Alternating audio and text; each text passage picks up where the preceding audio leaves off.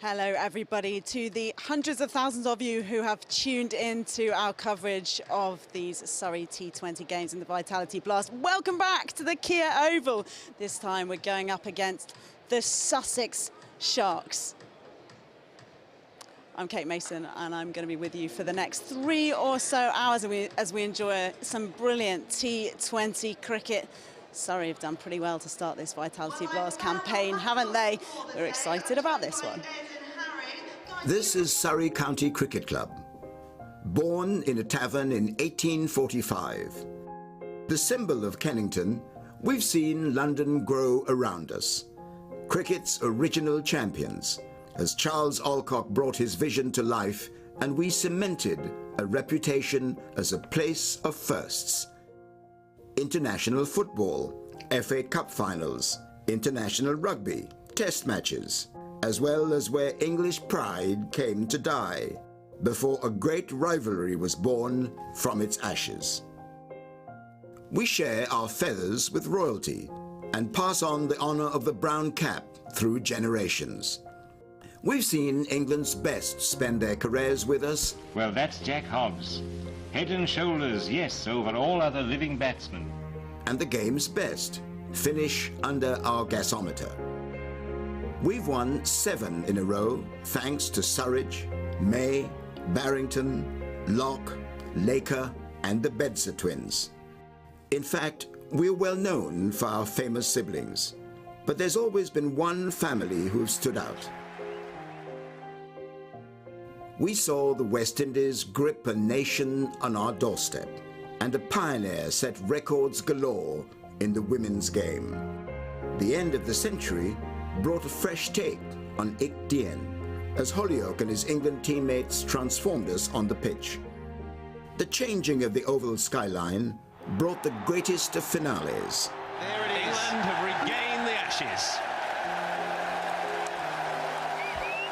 And an era of final test triumphs. Alistair Cook has done it. A century in his last. Well played. On our way to our own red ball century. We're one half of the game's oldest rivalry and its only London derby. Can you clear the pavilion? Local players are always the lifeblood of our side. But the world's best are attracted to us too. We've come through tragedies.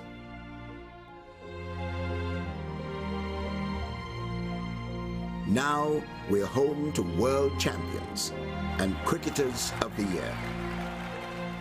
175 years have passed. There's much more to come. This is Surrey County Cricket Club, heart of London, pride of the county, the grandest stage in world cricket.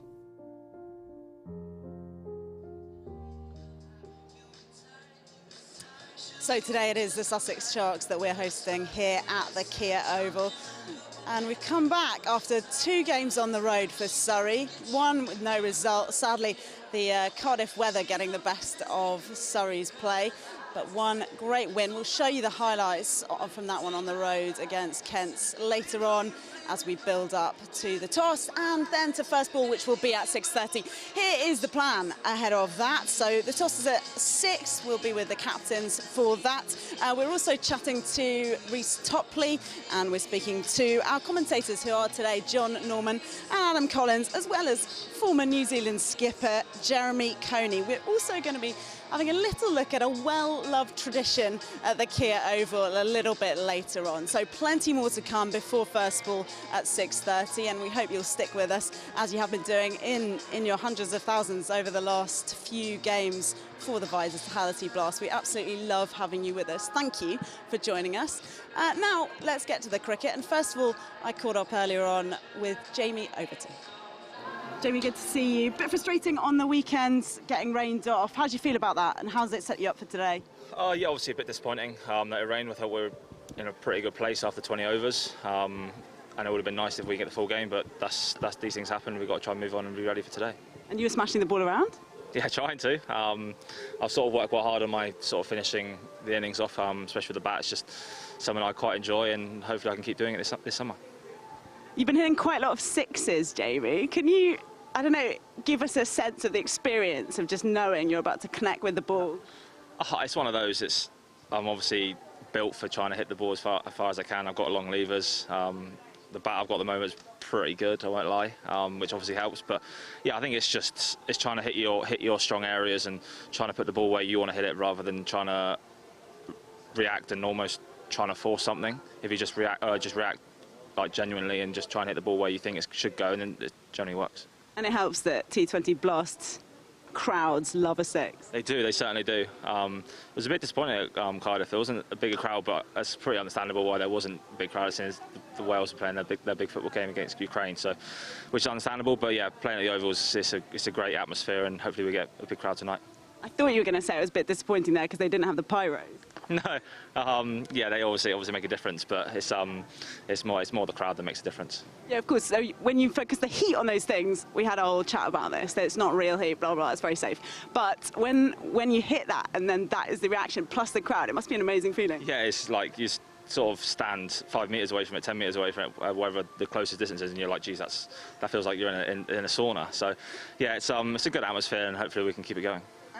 You're coming in at number 5 at the moment. How are you finding that? It's a tricky one. It's one of those.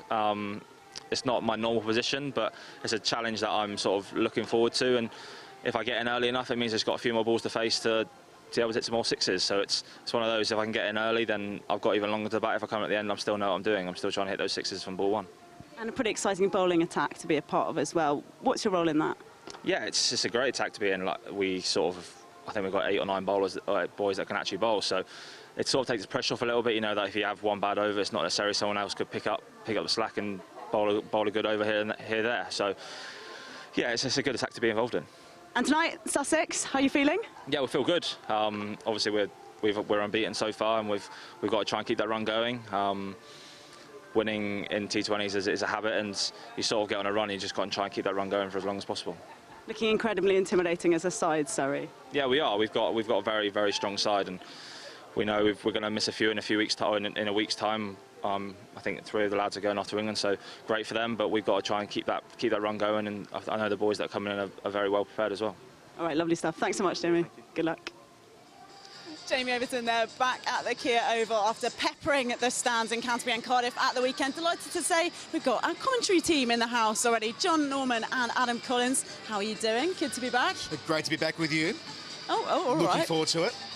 You as well, Yes, are you pleased to be back with me as well, John? Adam can speak on my behalf. But yes, great to be back. You've really missed a big opportunity to make a good impression there, John. Oh, really? Yeah. Oh, sorry. I was just admiring the view, actually. Oh, yeah, no, all right. Look Play at to the that. crowds then. Look how gorgeous the Kia Oval is looking tonight. Certainly, it's good to be back in the Kia Oval, indeed, after a couple of games. I'm talking about Surrey, as well as you guys, after a couple of games on the road. And they're looking ridiculously strong, really, Surrey.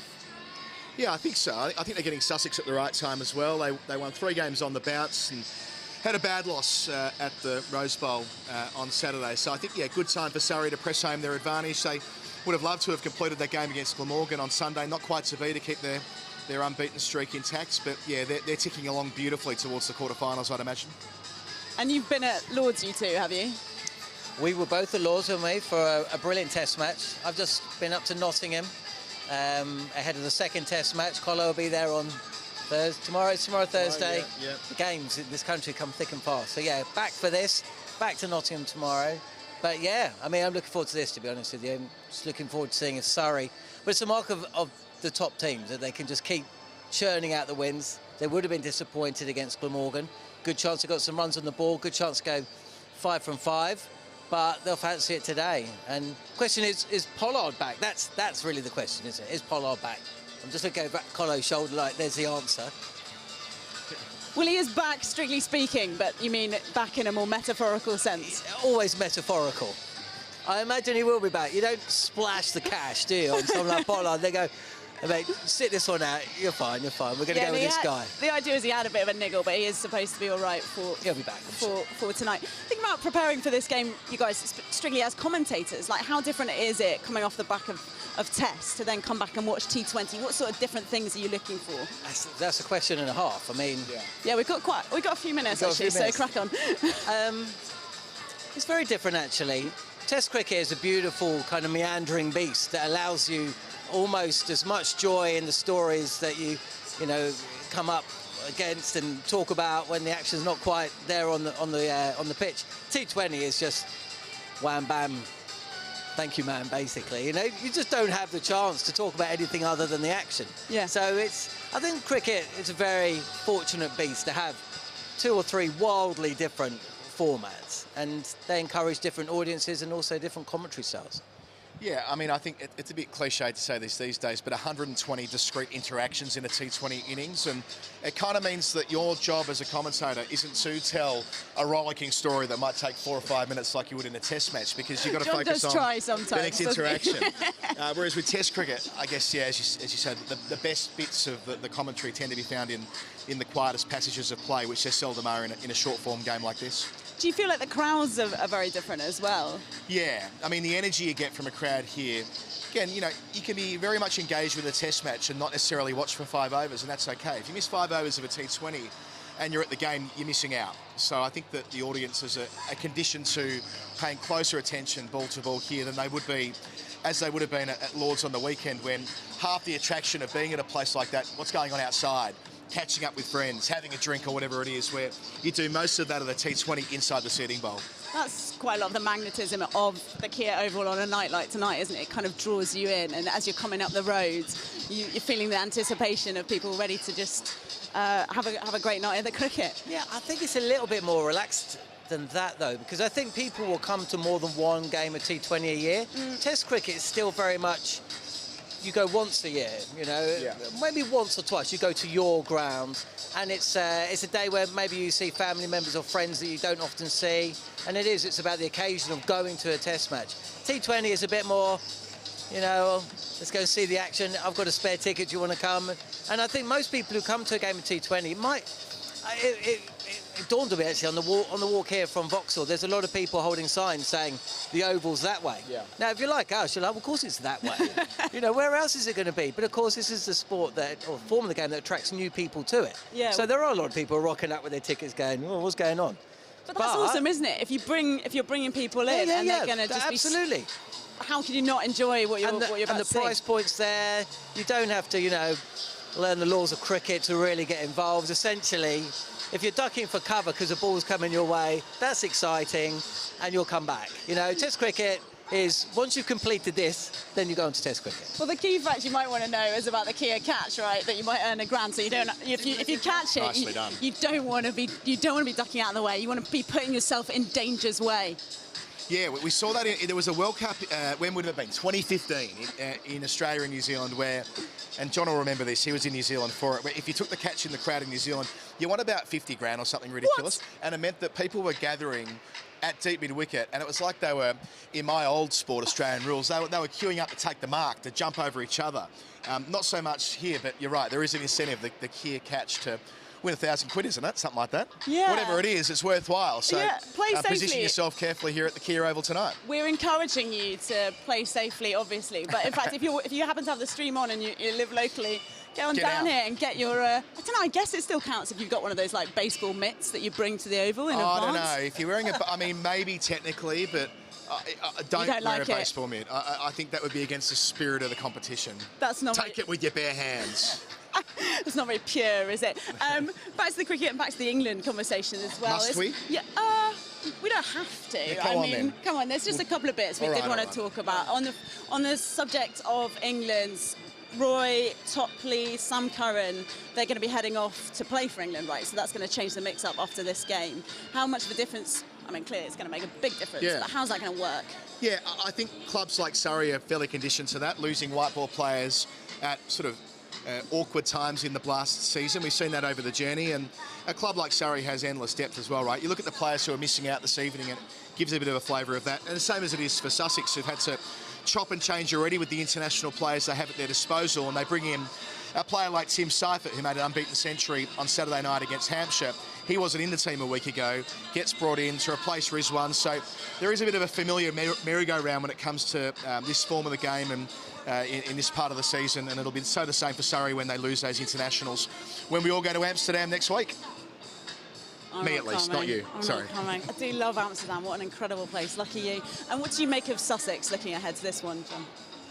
Well, I think pressure's on. I mean, Colo's made mention of some of the big name players they got. You know, Luke Wright at the top of the order, one of the best T20 players that have come from England ever, really. But, you know, perhaps looking towards the autumn of his career. Stephen Finn in a similar position. There's batting throughout. Ravi Bapar again. You know, you've got a lot of experience there. But then, as you say, Seifert's just come in, just hit a century. My mother-in-law went to his wedding, so I mentioned that.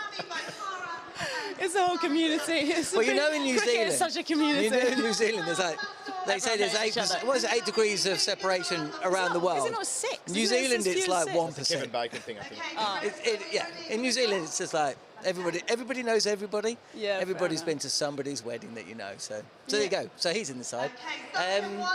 Look, they're a dangerous team. 3 wins on the bounce. But then they lose against Hampshire, who hadn't won all season. So they're a wildly erratic side. But one of the beauties of T20 cricket is that the parameters of the game are shortened. Yeah. So on their day, any team can beat anyone. Yeah. Surrey just got to work hard to make sure that doesn't happen to them today. In fact, I know what you were just looking at, Adam, right? The toss is going on behind me right now. I didn't actually catch it, but the rest of the guys are going to be... Well, I can tell you what happened.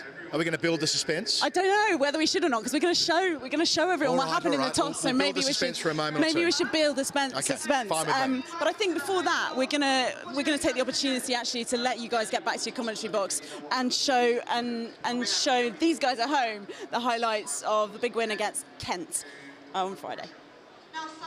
James Treadwell from one end, Sherryard from the other. So very similar to what Kent are doing here.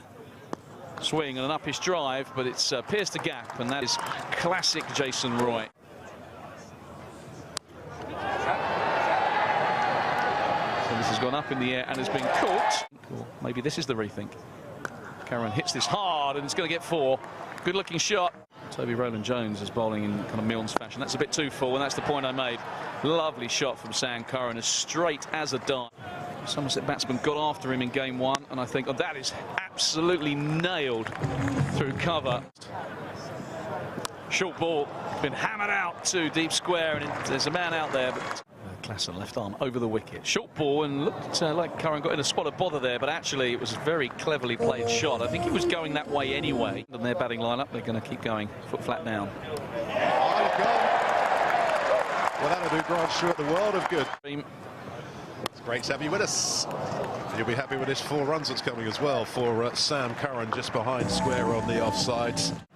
As Milnes is in to Laurie Evans. Nice drive. There it is, going to the boundary. Not what I thought was a very clever answer first. That was Matt Milnes, goes around the wicket to Sam Curran. Now this has gone up in the air. Is underneath it, takes the catch. So here's Grant Stewart back into the attack, and the Ryan, has he got a decent piece of this? It could be out on the deep square fence. It goes all the way. Here's Klassen, and well, that's got to be close. Yeah, it's gone. Billy Taylor. I think Laurie Evans knew as soon as he missed that. Klassen width, and Nick to drop from Billings. Tough chance. It's going to run away for 4. The Nick Ryder's got is correct, but he's got the county wrong. Edge from Jordan Clark. Will this run away for 4? It will. More than happy with 160 here. And the Ryan has pulled this straight down the throat as he, of long off, he has. Stewart is in to the new batsman, Jamie Overton. Look at that. Doesn't muck about. It's an ex-Weimar club. Class and bowls. He isn't he? He's coming in very quickly. This one won't be a wide. They will come through for the bye. Sam Billings hits the stumps, and it is out. So that will not be a bye off the final ball. And he headed towards Buckingham Palace. He said, Dad, it was packed. I was surprised. Oh, what a cheap dismissal in the end. Right, as Worrell bowls to Jordan Cox. I heard it from here. Yeah, the Nick heard it from here. And you've got a lot of bowling options. Clark bowls to Sam Billings. This is going to run away for 4 down in front of the Les Ames stands. Worrell into Joe Denley, but it doesn't hurt too much there. Oh, this is high from Billings. It's gone way up and is likely to be taken, and it's gone. So why change it? It's working. That's a lovely shot from Alex Blake. That is the sweetest time shot we've seen for a while.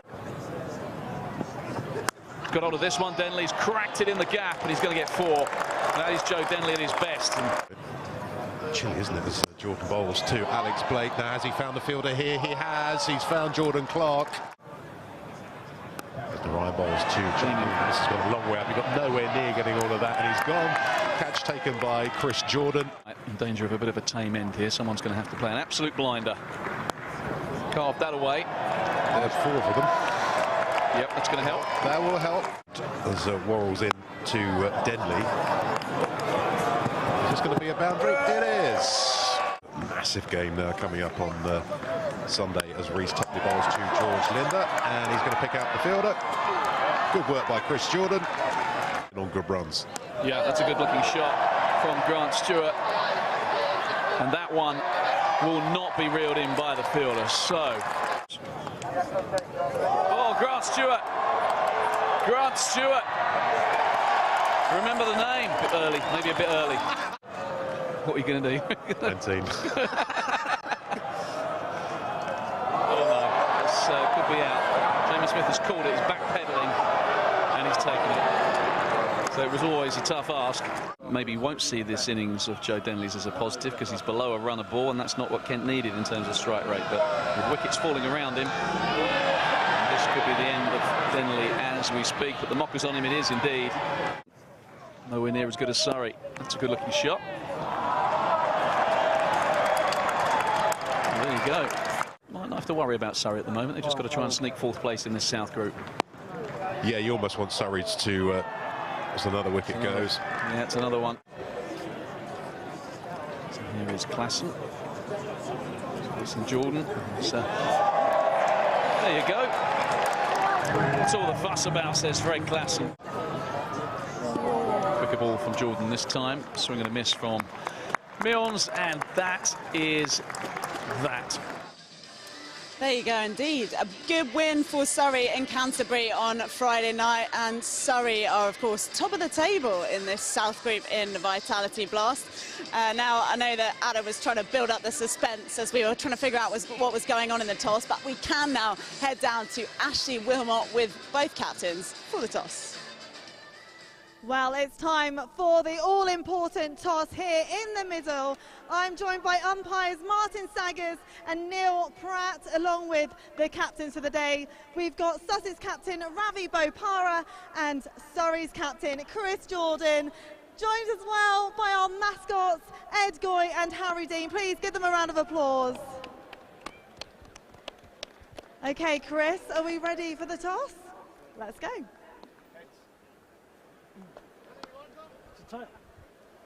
Okay, Surrey have won the toss. Chris, what are you going for? We're going to have a ball first. Going to have a ball first? Why is that? Just think, obviously, it's a good pitch. and yeah, I don't think it should change too much, and we're trying to chase down whatever they set. Now you're back home after 2 games on the road, remain unbeaten. How do you continue that today? Yeah, by probably just sticking to our disciplines, being nice and clear with our plans, and then trying to execute. Any players you're expecting some magic from? Everyone, I'd say.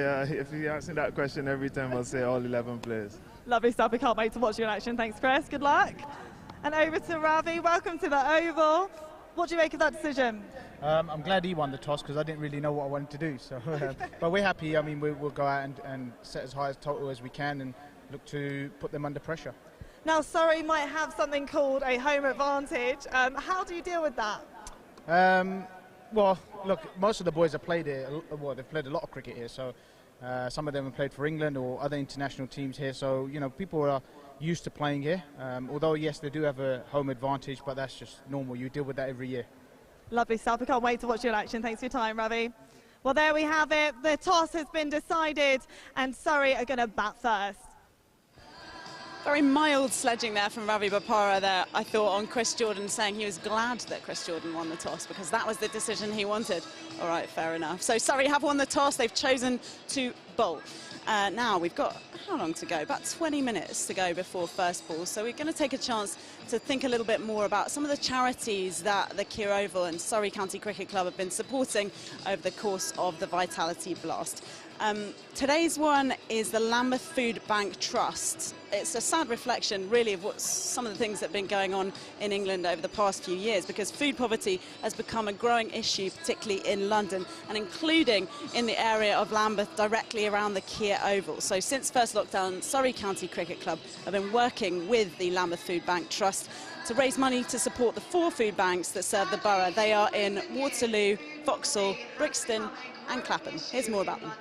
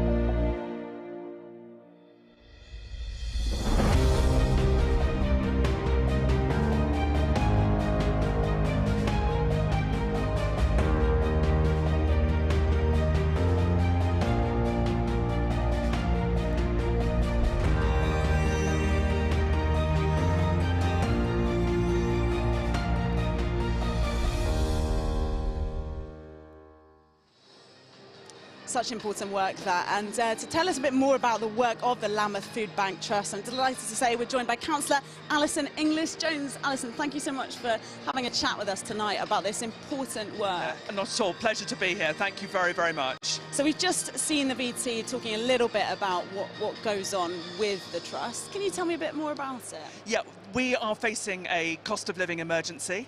There are hundreds of people across Lambeth who are having to face some very serious choices about heating or eating, and in some instances they're unable to do either. I mean, just imagine what it's like as a parent, an adult, not being able to put food on the table for your child. That is what is happening in Lambeth at the moment, and the food banks are stepping up to meet that cost of living crisis. It's kind of an extraordinary thing to think about in this modern era of London, that kids might be going without food. Yes, absolutely. I mean, last year we delivered over 22,000 parcels to adults and children throughout the borough. People are literally starving. Children are fainting in food banks. We have a huge problem on our hands, and this is what the 4 Lambeth food banks are here to do, is to meet that need. So they've come together to work together, and this is basically the exactly. role. There are 4 Trussell Trust food banks in Lambeth, as the ones that you named, at Clapham Park, Vauxhall, Waterloo and Brixton and West Norwood, all working together in Streatham and delivering food across the borough. And if someone is thinking, well, yeah, I could really do with a bit of help here, what should they do? If they go to the Brixton and West Norwood page, literally look at the phone number on there and call it. We are there to help. And what would you expect if you were to turn up to one of the food banks? What's the experience there? At the moment, we're doing a couple of face-to-face hubs, which people can come in and get advice, either for debt, housing. Obviously, they can get food, and that's great. What we would hope to do is provide enough advice to ensure that people don't need to come again. That's the point. We don't want to see food banks in one of the greatest cities on earth in a G7 country. It is utterly unacceptable. But meanwhile, while the crisis is here, we will do our very best to meet it. So it's food that you could theoretically take home and cook, or it's things... Yeah, if you are able to switch on the electricity Yeah. and able to pay for the thing, yes, you can take it home and cook. Some people are unable to do that, so we provide food which doesn't need cooking. And we're seeing more and more of that demand across the borough. And how many people are we talking about? Well, we delivered 22,000 food parcels over the last year. What an astonishing number, I yeah. will be in one of the hubs tomorrow, and there will be people crowding in. We're extremely grateful to the Lambeth Food Bank Fund, which is actually enabling us to fund our food banks as well as a number of other food insecurity projects. Absolutely, a real pleasure, and that they are a partner, I think, to the Oval. And with that money that's raised, it's enabling us to meet the demand. And how important is it that people should be teaming up with other local organisations to do this? Coalition is really, really important. The more we can do that, the more we can work together so that there's no silos. People are getting advice on debt, housing, heating. That's why I'm a Lambeth councillor, because I want to help meet that need. I'm a trustee and volunteer at one of the food banks, but I thought I could do more. So joined up thinking, everyone working together, and believe you me, it is happening. It is happening. That's great to hear, and great, of course, as well that the Kia Oval is able to do their bit. It's to try and help you wonderful that guys. they're a partner. I'm great that the money that has been raised. I think we've raised 97,000 so far from 1,500 people. There's been an online auction, and all that money has been distributed to food insecurity projects across the borough. That's wonderful to hear. Alison, thank you so much for taking a moment. Thank you for taking the time. Thank you. Not at all. It's great to have you on with us. We now are going to spend a little bit of time. We saw Ashley getting the toss with the captains. She's going to be around the Kia Oval tonight chatting to fans. That'll be in and out of our coverage. But she also decided that it was important that we get a really full impression of one of the key bits of the Kia Oval coverage, the high catch. So the Kia High Catch is the activity we do at the interval, which basically involves two parents and their children, and they get 6 balls per team, and it's whoever catches the most balls gets the best prizes. Okay, Ash, so basically they're firing these things off the top, pretty much off the top of the stands towards us, and you recommended that the two of us should give this a go on camera. Yeah, go head to head. I'm the one in the I'm middle, so pleased. and I just want to see what it's like. It looks very hard. It really does, doesn't it? Like I've seen, because from where the kind of TV studio is, we've seen a couple of the kids have managed to catch them. And that is so sweet when they and the crowd goes wild, as so they should. Although I have felt like the dads have really kind of push them to the side sometimes. They really want to get in there, but we've got to make sure we take it in turns. Right, we won't be pushing each other aside. Who knows? Yeah, so the plan is we're going to do 3 each out in the middle, compete against each other. Yeah. But first of all, there's always like a practice go, right? Because I think we need to get our eye in. Yeah, let's have a little look at where it goes. We'll know where to set up, and then. And if we catch all 6 normally, so the prize for this, one of the amazing things that you do at the Kia Oval, the prize for this, that if you catch all of them, is incredible. It's like hospitality at the test, but I don't think that that's ever happened, and I don't think that the prize is up for grabs for the two of us, sadly. What? I didn't get that memo. I hope so. But yeah, you're right. No one has won those seats yet, but tonight could be the night. So, and if you don't, you can walk away with a cap or a shirt. So it's not the end of the world. You do get a prize. Let's go give it a go. Let's have a look. All right. So we're right out by the wicket, which is actually quite intimidating, Ash. And we have to decide who's going to go first. Do you want to do the honours? Because I actually can't toss a coin for some reason. Ready? Heads. It's tails. Do you want to go first or second? I think I just want to go first. Okay. All right, let's get it over with. Okay. James is our ball boy up on the stand.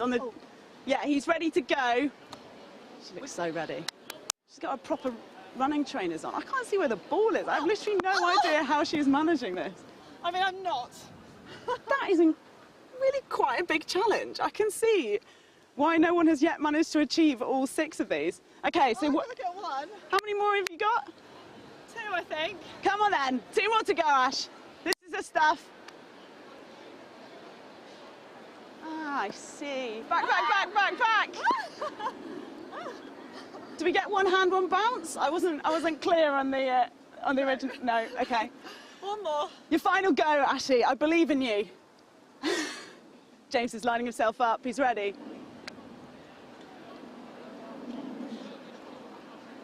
Oh, that was coming a bit short. God, he's really toying with it. He doesn't make it easy, does he? I think he is worried that we could win the prizes. No worries, dude. The proof is that it's as hard, it's as difficult as you think it might be, she says, as she's about to go and do it, absolutely terrified. All right, let's go. You got this, Kate. Come on, Kate, you've got this. Oh! Very close. Two more balls, two more balls. Right, James is the ball man, come on. Here we go. Oh, you are a lot closer than I was. Thank you. You've got one more ball, please. This is bringing me back to when I didn't get into the cricket team. Oh no. I'm exhausted. All those good memories, Kate. Do this for both of us. Oh. Oh! Oh, are you okay? How was that? How was it? So who wins? Do I win? I think we're equal losers. And we go home with no prizes. So let's hope that today they'll do a bit better than we can. Yeah, leaving more for the kids. Yeah. I'm not out of breath at all. Yeah, I've nearly recovered from my devastation at not managing to catch a single one, but not quite. So let's move on quickly, shall we? Reece Topley is one of Surrey's most in-form bowlers, and we managed to get a chance to have a quick chat to him about tonight's game earlier on today. Reece, nice to see you. Thanks for stopping to chat. You've been throwing yourself around a bit for the start of these games, particularly against Glamorgan. Do you feel like you have to watch yourself when making these amazing catches because you've got some business to be doing for the rest of the summer? Yeah, no, you try and give your all every time you're out on the pitch, obviously. Yeah, and if the opportunity presents itself to take a nice catch, I suppose you have to take it, because so that's like a highlight for you moving forward and something you always remember. But I think it's just important you do your job for the team and take catches and save runs where you can. Someone like with a frame like yours, you're always going to have a bit more of an advantage of making those kind of one-handed ones. Yeah, I suppose I can use that to my advantage, but I cover good ground. But like I said, there's times where you spill them, and there's hopefully more often than not you take them. So there's bravery in this, is what you're saying? Yeah, absolutely. Yeah, you've got to be brave to sort of get yourself under a high ball or get yourself in the way of a ball that's coming quickly towards you. But you just, like I said, you just do your best to try and catch it and contribute to the team. But you're feeling generally comfortable and in good shape heading into the summer? Yeah, no, touch wood, if there's any, and I'm feeling good. It's been a good summer so far, but it's not just that for me. I've been playing continuously 12 months a year for a while now, and thankfully it's not taking too much of a toll on me. I'm in a pretty good place. Awesome, and you're taking quite a few wickets for Surrey as well. Exciting to see. How are you feeling out there? Yeah, feeling really good. Obviously, it's made easier with the guys backing me up in the field. But yeah, long may it continue. Hopefully, there's more to come in the tournament. And as Jamie, we were saying with Jamie, it's quite an intimidating side you've got. Obviously, you're going to lose some players, which will make a difference. But can you see anybody really stopping Surrey in the South Group?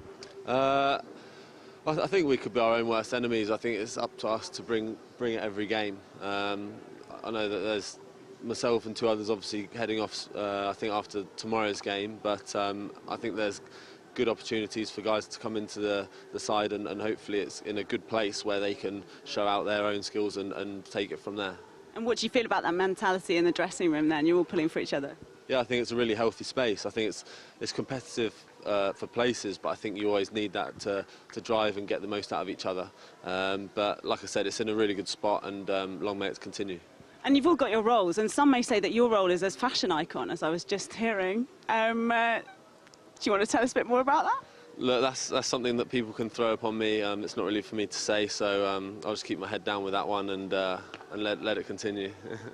Ideal. Thanks so much, Reece. Lovely to chat. Nicely done. Yeah, Reece Topley, a man of many hats, I guess. Delighted to say that we're also joined, our third man in the commentary box tonight. We've got all of the greats here. Jeremy Coney is with us in the commentary box as third man. Hello, how what are a you? delight, a New Zealand captain in with us tonight. Very lucky to be here. Lovely spot, great evening at Surrey. Now, I want to talk to you a little bit about what my impression of Surrey has been so far. Please, I'd love to hear it. In the competition. And the interesting thing that attracts me is the way that they have shed batsmen. Okay. And you start with Will Jacks and Jason Roy. I'm going to move your microphone up a little bit. Who closer, attacked. just because you know the atmosphere of... There we are. See, he's playing. Jason Roy and Will Jacks. And they kind of attack the power plays quite vigorously, don't they? Yeah. And then if one of them gets out, then it's Sam Curran, an all-rounder. Straight away, there we are. See, I'm following him. Stay with me, man. And then, in fact, you get Laurie Evans. That's good, in case I forget anybody. And then the thing about Laurie Evans is that he's actually quite an experienced player, and what he does, he tends to either, if they've lost early wickets, he can play as an anchor because he is so experienced, or if he's going okay, the team are doing all right and they haven't lost wickets too much, then he will allow the innings to breathe and carry on. And after that, however, then you go Sunil Narayan, you go Jamie Overton, you go Kieran Pollard, you go Chris Jordan, you go, and it just carries on. Jamie Smith is there somewhere, and then finally Reece Topley and so on. So Dan Worrell. And so there we are. So that's, you see, and that's not the usual way of constructing a side. There is a vulnerability that comes with that if they lose early wickets. And they could be out for quite a low total, as they were against Gloucester, for example, 120 odd, or they can get the other end of it as well if things go well. They could possibly get to 230, 240. So it's a really interesting way to approach the game. Right, so you're saying kind of strategically or theoretically, the other teams could be watching this, Sussex could be watching this and using this to their advantage, or you think this is just an example of how Surrey have chosen to make up their team? I think they have chosen to make it up that way. And it has this potential hold. Absolutely. I mean, you can't just leave out batsmen from the game, just like you can't leave bowlers out of the game. And so what actually could happen is that they lost quite a few wickets quickly. You have to get them out, of course, and maybe the conditions here are such, I don't know, that it will suit the, suit players, and that all-rounders are able to handle the conditions quite nicely. We'll wait and see. I don't know. There are quite a few changes to Sussex tonight. I don't know them quite so well. Fine. You don't have to. I mean, this is the home. I've done my bit. This is the home of Surrey here, so you can just want to talk about them as the opposition and people, and also we've already talked through them the fair bit. You know what I mean? These guys, we're making a home for our Surrey players and our Surrey fans. But hopefully we have some Sussex fans watching as well. They're very welcome too. Who would you on the Surrey side then? Talk to it. Who to watch? One on either side. Let's say. Okay. I think as far as Surrey concerned, well, obviously you've got to look at Narayan. But that's an obvious call because he is so dangerous through those middle overs, and he also gets runs for them as well. But then I'm waiting to see Jason Roy unfurl. He's got a 20 odd. Maybe he'll be his night when things go for him. And I think for Sussex, I would look at players like Ravi Bopara. I think he's captain tonight. He is. And he's chosen where he wants to bat because he can, and he's opening, which hasn't been there so far. Good player. Like watching him bowl because he changes the length of his run-up and does little things. Overton McCoy is another one. A left armour and bowls very much 2020 cricket. All the different kind of changes of pace, changes of line, changes of angle. It can work really well, 3 or 4 wickets, or he can go for runs. So it's fun. Well, I feel excited even more excited about it. I'm not excited. Just speaking to you, Jeremy, and I think that is exactly the kind of quality that we're expecting in the commentary booth tonight. Thank you so much for joining us, Jeremy. I'll let you leg it back to the commentary booth in a second, and we'll be joining our lead commentators, John Norman and Adam Collins, for tonight's T20 Blast game.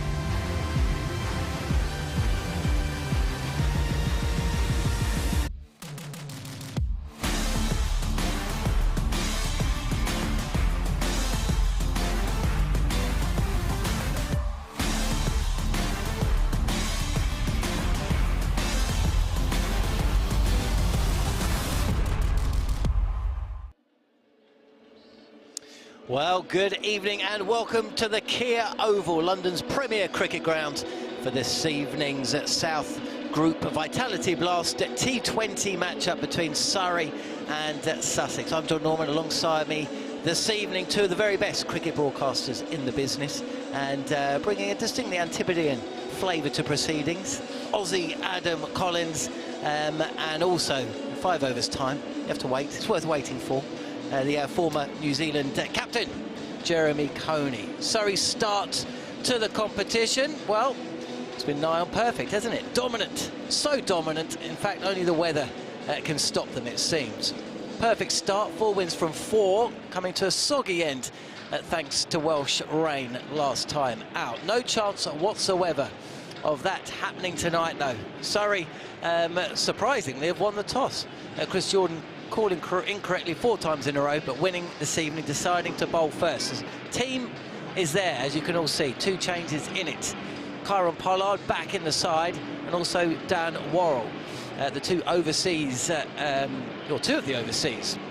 So Jason Roy and Will Jacks will be continuing from a Surrey perspective. They're burgeoning, quite brilliant opening partnership. Sam Curran slotting in at 3. 3 changes for Sussex as well, as Reece Topley just gets himself ready to bowl the first delivery in the first over within the power play in the first of the match.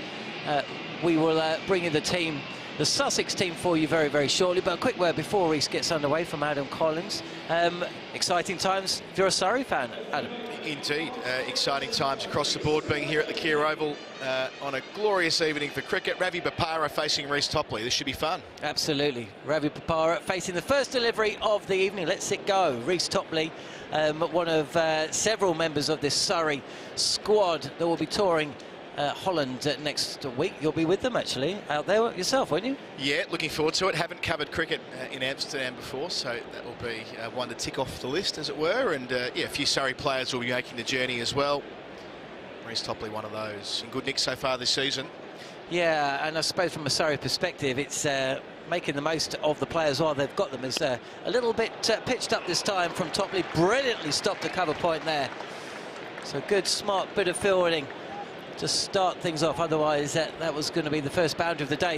The boundary ropes actually seem to be a little bit square of the wicket on the offside to the right-handed Bopara. They seem to be in a little bit more than when we were last here. Yeah, we're a fair way over from what you would call the test pitch here at Surrey. 1, 2, 3, 5 over from the middle, thus why it's a short boundary to the leg side with Bopara on strike. Forward again, and a little bit more watchfully so from Bopara, yet to get off the mark. 3 dot balls at the start of the innings. The evergreen Ravi Bopara now opening. He's had more reinventions than Kylie Minogue, this bloke. Is an England player and a domestic player with Essex. And we all know what he did back in 2019 in that wonderful double for Essex before moving over to Sussex a couple of seasons ago. Made a brisk half century against Middlesex, 54 not out, and 48 against Somerset down in Taunton in this campaign. Topley is in again. And this is clothed somewhat, but no fielder out there, so that will be the first boundary of the evening. Bopara up and running, 4 without loss. Sussex now. Sussex were criticised a little from their defeat last time out against Hampshire. It's not often, is it, Colo, that when you look at a scorecard, there's a player who's in Seifert who scores a century, scored 3 sixes in a row in the final over. He batted the entirety of the innings, but they found themselves 22 runs short as Topley's in again. Not tying this time, so just be a single, get off strike. But yeah, so problems there for Sussex. They got to a very, very slow start. I think they had a 1% chance of winning the match at the 10 over stage, despite only losing 3 wickets. But it was that slow start that cost them, and they'll be mindful of that, I imagine. Yeah, in the end, they didn't fall too far short of the finish line. But yeah, Seifert, unbeaten century. He's played 2 games in the tournament, 100 not out, 35 after arriving, effectively replacing Mohammad Rizwan, who we expect we'll see towards the end of the comp. Certainly if Sussex make it to the second stage, to the quarterfinals and beyond. So they've had to do a bit of a mix and match with their overseas talent due to international availability. Yes, he's one of many explosive Kiwis playing in domestic cricket in this country. Is Seifert, who is watchful first ball. Glenn Phillips comes to mind, Colin Munro as well. All 3 playing in the Vitality Blast. And that is the end of the first over here at the Kia Oval. A sedate one from a Surrey perspective, and a Sussex one, I suppose. 5 without loss, Bopara 5. Seifert yet to get off the mark. He's bowled well inside the power play Reece Topley so far through the season. Going at just 7.6 and over. Already taken 8 wickets, including a bag of 3 in the rain-reduced win over Gloucestershire this time last week. So a good start. Now Dan Worrell's turn. Back into the team this evening. Slight surprise there. Sam Curran opening the bowling with Reece Topley for the first 2 Surrey games, but just mixing things up slightly. Sorry, they've got an embarrassment of riches, really, don't they? Yeah, they do. And Dan Worrell, beginning his quest to become an England player, he's trying to qualify, having, of course, played one-day international cricket for Australia back in 2016. A distinctive run-up as well. That's not quite the line. Gets away with it, though. The fielder just inside the circle on the leg side. It does have a distinct run-up, doesn't it? I'm not sure whether it's true or not, where that distinct run-up comes from or not. Maybe you can... Well, is it true, essentially? Yeah. Is it about a tree? A tree, right? That's what we're told. I mean, even if that had been the case as a junior, you've got to make a decision to still run in on the angle.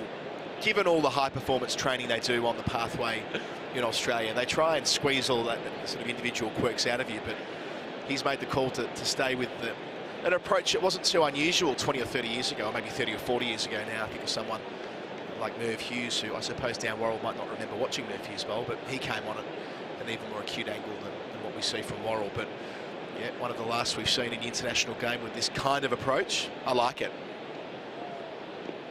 On the body of Seifert, who scampers through, won't get off the mark. I think that came off the pads. The other thing with Worrell is that he had the opportunity to collect an Irish passport. So I know that Cricket Island were fishing around for a time as well. When he made it clear that he was interested in moving and playing international cricket again, they had a sniff but weren't successful. And yeah, well, I suppose he's young enough. Dan Worrell hasn't yet turned 30, I don't believe. No, he just has, sorry, he's turned 30. But yeah, with a 3-year qualification period, so long as he's here for 240 days in 3 consecutive years, he'll be eligible for England, albeit with a long queue in front of him. Again, on the body there, not giving any width whatsoever, is he? Cramping the batsman for room. 7 without loss. And pretty consistent through the tournament so far. A wicket in each of the 4 games he's played against Glamorgan, Gloucestershire, Hampshire and Kent, before missing out in that second game against Glamorgan, which was rain-reduced and ended up being rained off. So, sorry, 4 wins and a no result so far in this season. Oh, this time there's a nice pick-up and catch on the boundary. What a dismissal that is. Even in today's modern game, that is something truly exceptional. What a one-handed grab, almost with his back to play. And Surrey break through. But that is all about the fielding. Oh! Shades of Ben Stokes there against South Africa in the World Cup, Collo. Well, almost at the very same part of the ground here at the Kia Oval in front of the Peter May stand. There's Will Jacks, puts up 1 mitt. And not only that, the degree of difficulty is enhanced by the fact that he has to stay inside the line, so he gets the style points as well. Brilliant work in the outfield. We're conditioned to it watching T20 cricket around the world, but yeah, that's class from a man with a very high ceiling, Will Jacks, and a high leap to go with it. Well, he's made that part of the field his own, isn't he? But wow. I mean, that is up there with one of the best catches I've seen in any format. And to remove Ravi Bopara as well, who is going to be one of the key men for Sussex. So getting, I suppose you would call that a half opportunity in the modern game for a fielder of Jacks's capacity, but you've got to claim them. You've got to make the contest, and he did. Fantastic short-form cricket. Well, Jacks pulled off a decent catch to give Dan Worrell a wicket from a particularly brilliant ball, to be honest. It was short wide in the first game against Gloucestershire, but wow, that was out of the top draw. So it means that Sussex, 2 batters yet to get off the mark as Worrell is in again. Oh, and beats the new bat, all ends up. Well, I tell you what, could have bowled him, could have got an inside edge there. Well, it doesn't matter the colour of the ball and the format of the game. Deliveries that pitch on about off stump as a right arm over the wicket to a left-hander and jag back through the gate are going to be a handful first up. That's super stuff. How would you feel as a fellow Victorian to see him represent England? I know you've made this place your own. No, it's a good question, though. So one slip in place as Worrell is in again. He's played nicely just for a single, just the 1 boundary so far. 8 for 1. Slight misfield, but no mishap. Yeah, top over that from Worrell, 2 overs gone. Yeah, I think that when Australians have gone abroad and made a go for it elsewhere, that there's been a sense that kind of good on them, owing to the fact that there are only 11 spots in the Australian team, 11 spots at any given time. You might say with short form cricket that changes a wee bit, but still, he's had his chance and he wasn't able to grasp it for Australia. It's unlikely. He's so far back in the pecking order that if he's good enough to make it with England in a couple of years' time, I think the prevailing thought would be good on him. But, like, let's be clear, it's a long way from actually happening. He's at the very start of the 3-year process, and then he would need to be in favour selection-wise at age 33. But a point of interest, nevertheless. And it would make his selection easier as well, even if he wasn't to represent England, of course, then he would be a homegrown player. And with the quotas in place throughout the 100 or T20 cricket in this country. Absolutely.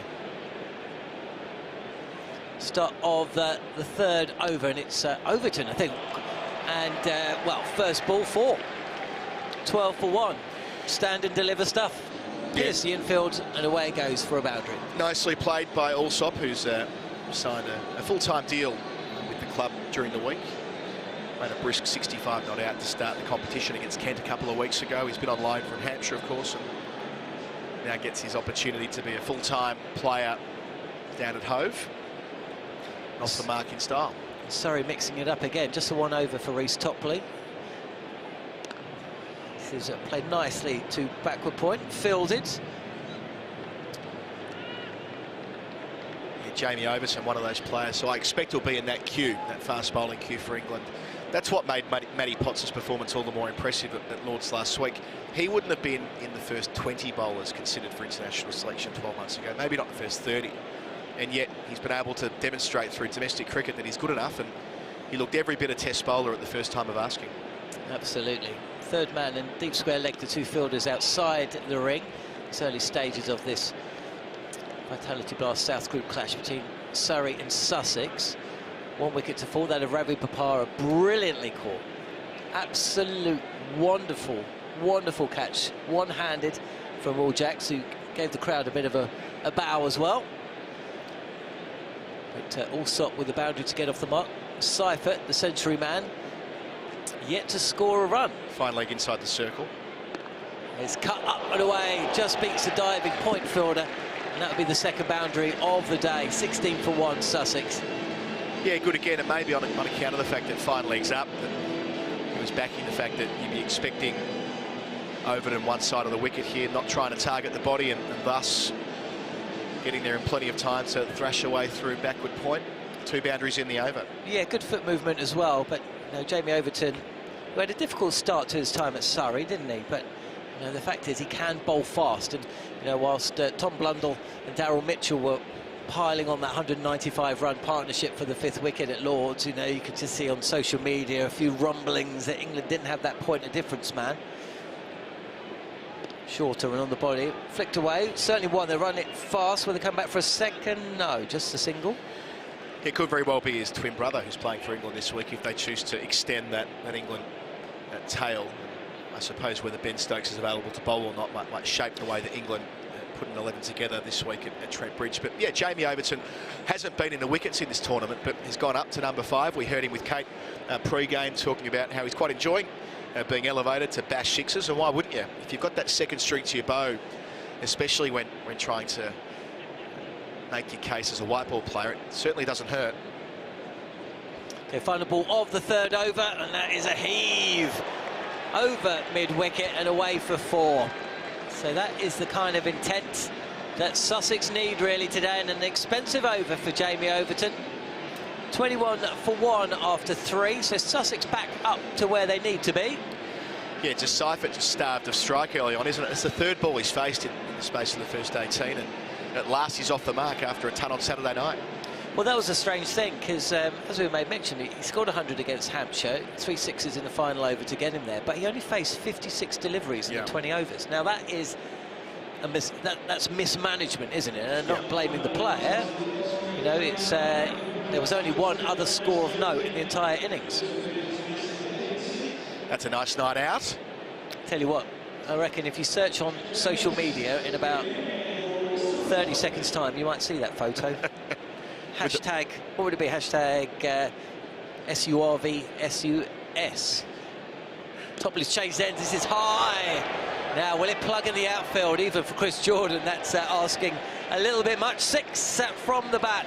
Handsome shot as well. And Reece Topley, who switched ends, has just been deposited. 27 for 1, Sussex. That was a beautiful shot. Yeah, sure was. I suppose, again, hitting to that short boundary, it's exacerbated by the angle of the ground. I mean, it's an even shorter boundary over at the Bedser stand side. 6 first up, movement in the crease, and this goes high as well. Shot. And there's no way on earth that that's being filled. Oh, dropped as well. There's £1,000 that's gone down. No Kia catch today. Well, actually, there's still time.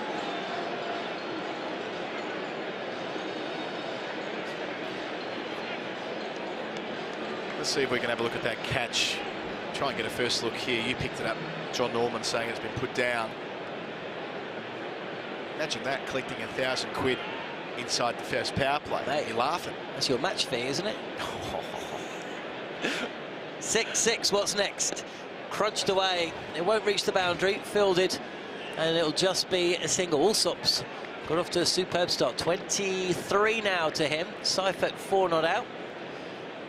2 handsome shots, pressure back on the bowler, Reece Topley. Yeah, I like Allsop as a player. I've seen a bit of him over the last couple of years. And new home, and now an opportunity to make a spot in the top 3 zone for Sussex, who've been there and thereabouts over the last few years. They've been consistently part of either finals day or the quarterfinals. They made it to finals day last year, beaten by the eventual winners Kent, but reaching the semi-finals.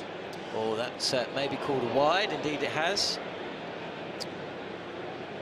Yeah, they were third in the South Group last year, Sussex, and they beat Yorkshire in the quarterfinal, chasing down 178. Won the competition in 2009, runners-up to Worcestershire in 2018. 3 semi-finals, including last year, and 5 quarterfinals, including each of the last 3 seasons they've made the top 8. Yeah, a lot of that success under Surrey's skipper this evening. Chris Jordan bowled him! Reece Topley with a perfect riposte. Top of off stump, Seifert on an expansive pull, nowhere near it, and the stump is pegged back. 35 for 2, Sussex lose their second early doors, and it's further success for Reece Topley.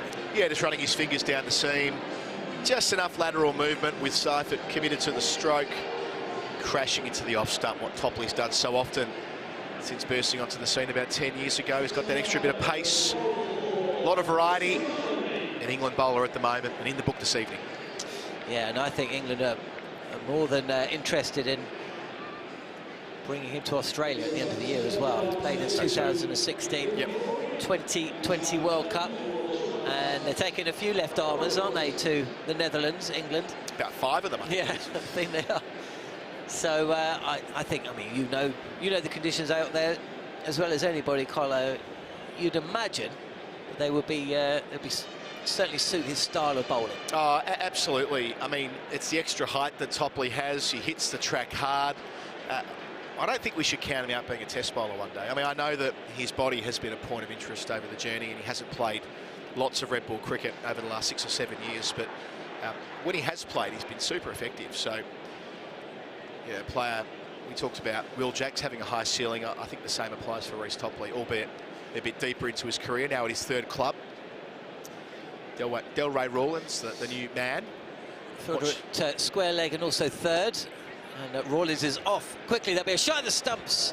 I think he may well have been home, though. Chris Jordan running in from mid-on. Yeah, Rawlins yet to really get away so far this season. Made 32 against Hampshire on Saturday, the only other score in double digits apart from the ton made from Seifert. But, yeah, few starts. He's made between 10 and 14 on 4 occasions. And we know he's got a splendid cover drive, Rawlins, so watch out for that. I don't expect they'll feed him there inside the power play. That's by far his best shot. Of course, plays international cricket with Bermuda. He's been part of the England 19 setup as well before that. Now 24 years of age. Expensive start to the over for Topley, but he's pulled it back. There's a shot at the, well, I say a shot at the stumps.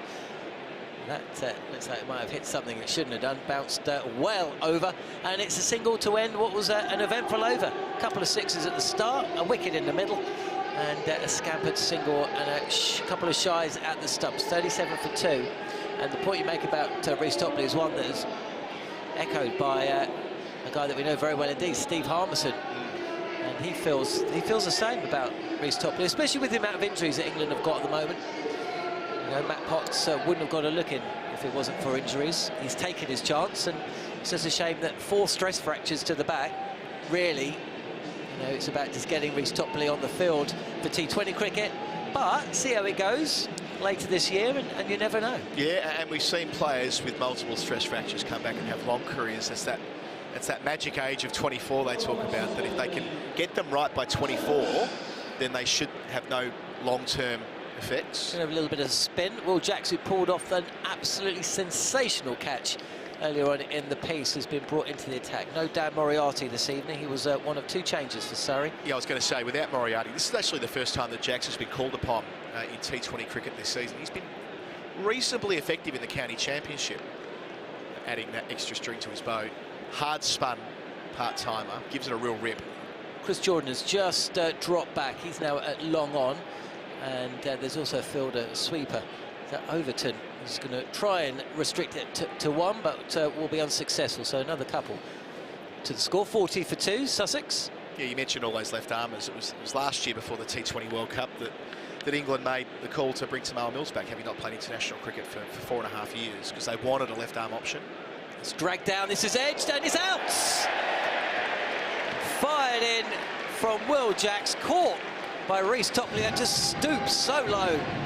Well, that was a slightly fortunate dismissal from a Surrey perspective. Not sure that was a wicket delivery. Rawlins has got to go cheaply. Sussex at 40 for 3.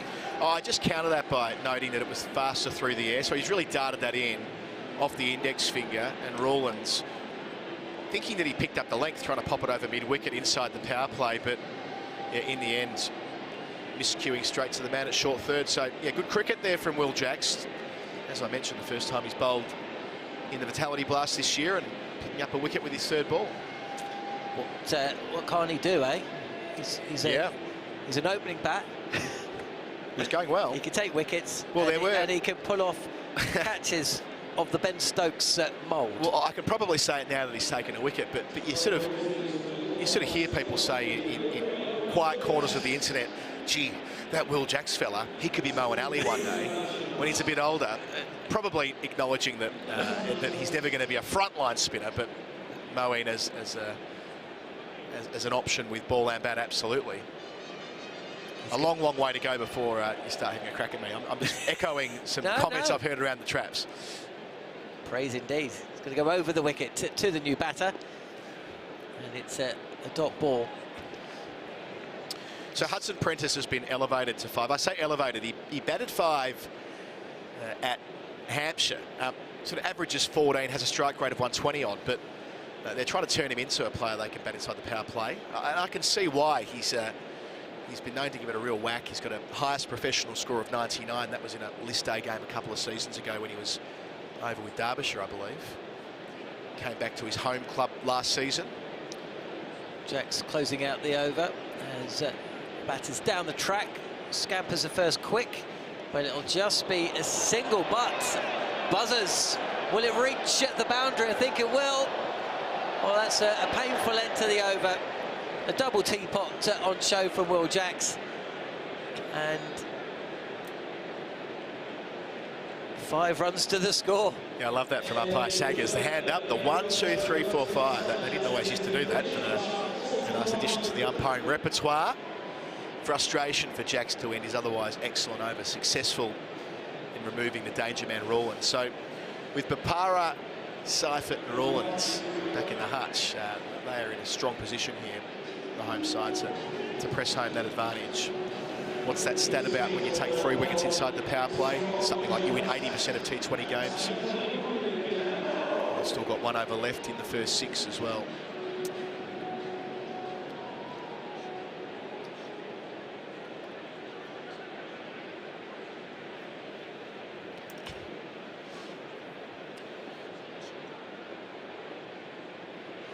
Okay, Worrell with his second over, the start of leading edge, squirts out square of the wicket on the offside, and no run. So 5 deliveries left of the power play, 45 for 3. Hudson Prince, who had a bit of a torturous stay at the crease against Hampshire, 14 balls innings, 8 runs scored. Slightly fortunate to have, well, I say slightly, very fortunate to have 5 next to his name, thanks to those overthrows, as Worrell is in again. Attempted cut shot, play and a miss. Surrey looking to close out the power play. Much of the manner that they've closed out most of this power play so far. They've got a grip on this game at the early stages, but without Alsop still at the crease, 25 not out. If he can stick around, certainly some of the shot selection from him, some of the stroke play has been out the top draw. So Worrell had just 2 runs taken from his first over. The wicket of the captain, Bopara, in his column. Again, you see the pressure will be mounting up. These are dot balls, and they're dot balls inside the power play.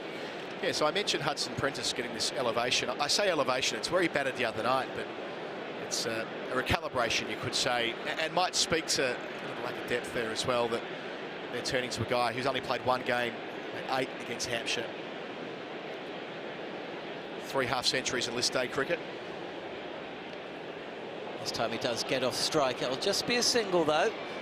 Reece Topley fielding at 3rd.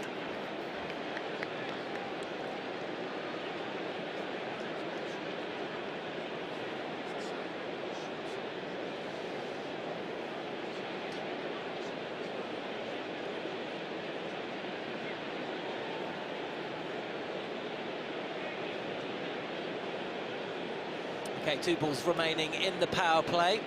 Sussex 46 for 3. Thanks for joining us here. Myself, John Norman, Adam Collins, and soon to be joined by former Black Cap skipper Jeremy Coney. This is played down the ground nicely, fielded by Worrell, just be a single. Moves the score along, 47 for 3. Surrey certainly would have taken this. As they won the toss, decided to field. It's going their way so far. Yeah, absolutely. Maybe 47, a touch on the high side, but yeah, it's those 3 wickets, isn't it? The 3 most important players. I was touching on Hudson Prentice batting at 5 before. After him is Ollie Carter, who's playing just his first game of the season, and Harrison Ward, then Obed McCoy. So, yeah, 1 more wicket, and they're right amongst it here, sorry. Okay, final ball of the power play. It'll step away from the crease from the batter. It'll just be a single. So 48 for 3 at the end of the power play. Pleased to say, after a word from Adam Collins, in time of former Black Cap skipper Jeremy Coney. Yes, privileged to have Jeremy with us on the stream tonight. Thank you, John. We'll hear from you in about 4 overs time. Power play complete. Sussex, after being sent in, 48 for 3. Worrell picking up Bopara, caught in the deep by Jacks, outstanding with the one hand. And Topley went through the gate of Seifert for 4. Delray Rawlins caught a backward point from the bowling of Jacks, who continue bowling over number 7. Hudson Prentice deploying the first reverse we've seen tonight. It's a nice one too, out towards the Galdari stand. Gets himself a boundary. Haven't seen many of those in the first stretch of play. Sussex bring up their 50 for 3. As I now welcome former New Zealand skipper Jeremy Coney. G'day. G'day, Adam. How are you? All right. Well, good power play for Surrey. That's the first thing. It looks a good pitch. So it's long on out now. The fielder's outside the circle. Deep backward square. Deep mid wicket. Long on, long off, and a deep point. Yeah, there's just too many wickets falling, really, and wickets of key players, experienced players. You know, really to dismiss Bopara with leaping like a salmon right out there on the boundary. That was a terrific catch from Will Jacks. And then, as you say, Seifert heaving across the line after 2 sixes in an over. Not necessary, really. And then, you know, so the 2 experienced men, Seifert and Bopara, out at that point. And then Will Jacks brought into the attack because 2 left-handers were batting at the time. And then Rawlins just making a mistake, looking to pull the ball leg side and getting a top edge. So those are the 3 wickets to fall. And at the moment, Surrey in charge of this game. Jacks bowling for the first time in the competition. Finding the gap here, Hudson Prentice.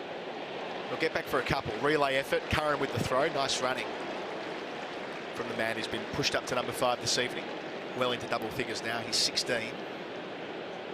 So a little bit different, and I think really Allsop holds the key, doesn't he, at the moment, as far as Sussex are concerned. He looks as if he's timing the ball nicely. He's at the non-strikers end. That's the squeezes coming on from Surrey here. Making room here. Just beats Jordan inside the circle. Sorry, out towards Jordan, I should say. Happy with the single. Yes, he's been standing at the non-strikers end quite a lot, as a bit's been happening in the last 2 or 3 overs. Well, we saw the same thing happen to Seifert. He was out to the 18th ball of the game. He only faced 3 of them. He was just starved of strike. Second reverse we've seen in the over, just for 1 on this occasion. So the end of 7, 58 for 3 is the score. Jack's effective so far. Got his name in the book.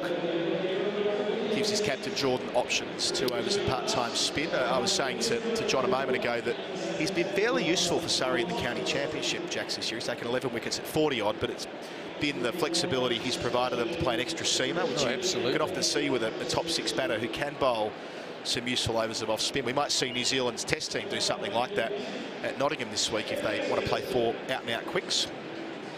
Well, the interesting thing is that we haven't seen Sunil Narayan yet. There's your man on screen there, and he normally controls this phase of a 2020 match through once the power play is over through to the death towards the 15th, 16th over. Shadow now across the pitch. Finds the gap here. Allsop does well. Just wide of the man at backward point. Moves into the 30s. As you say, Jeremy Coney, he does hold the key. Sussex need him to bat all the way through, you suspect. Really good stroke. He's played a couple of shots. That width wasn't really quite there, and he was able to just allow the ball to come to him a bit longer, and he's got a good contact too, and he's to beat the backward point, and also the cover man right out on the boundary there, trying to mop up, but he beat him as well, so good shot. Made a brisk 50 against Kent. Clipping here. Out towards Arch. Bishop Tennyson School for a single.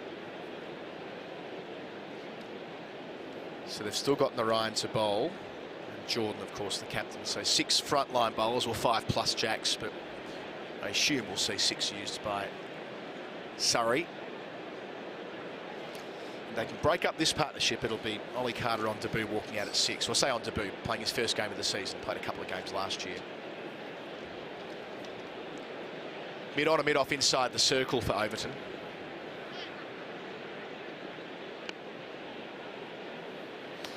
See, no movement for Overton whatsoever, really. He does have more pace than his brother, but really he doesn't give, a lot of work on the ball. It doesn't certainly appear to be providing that, either the seam on the ball or a little bit of movement in the air prior to pitching.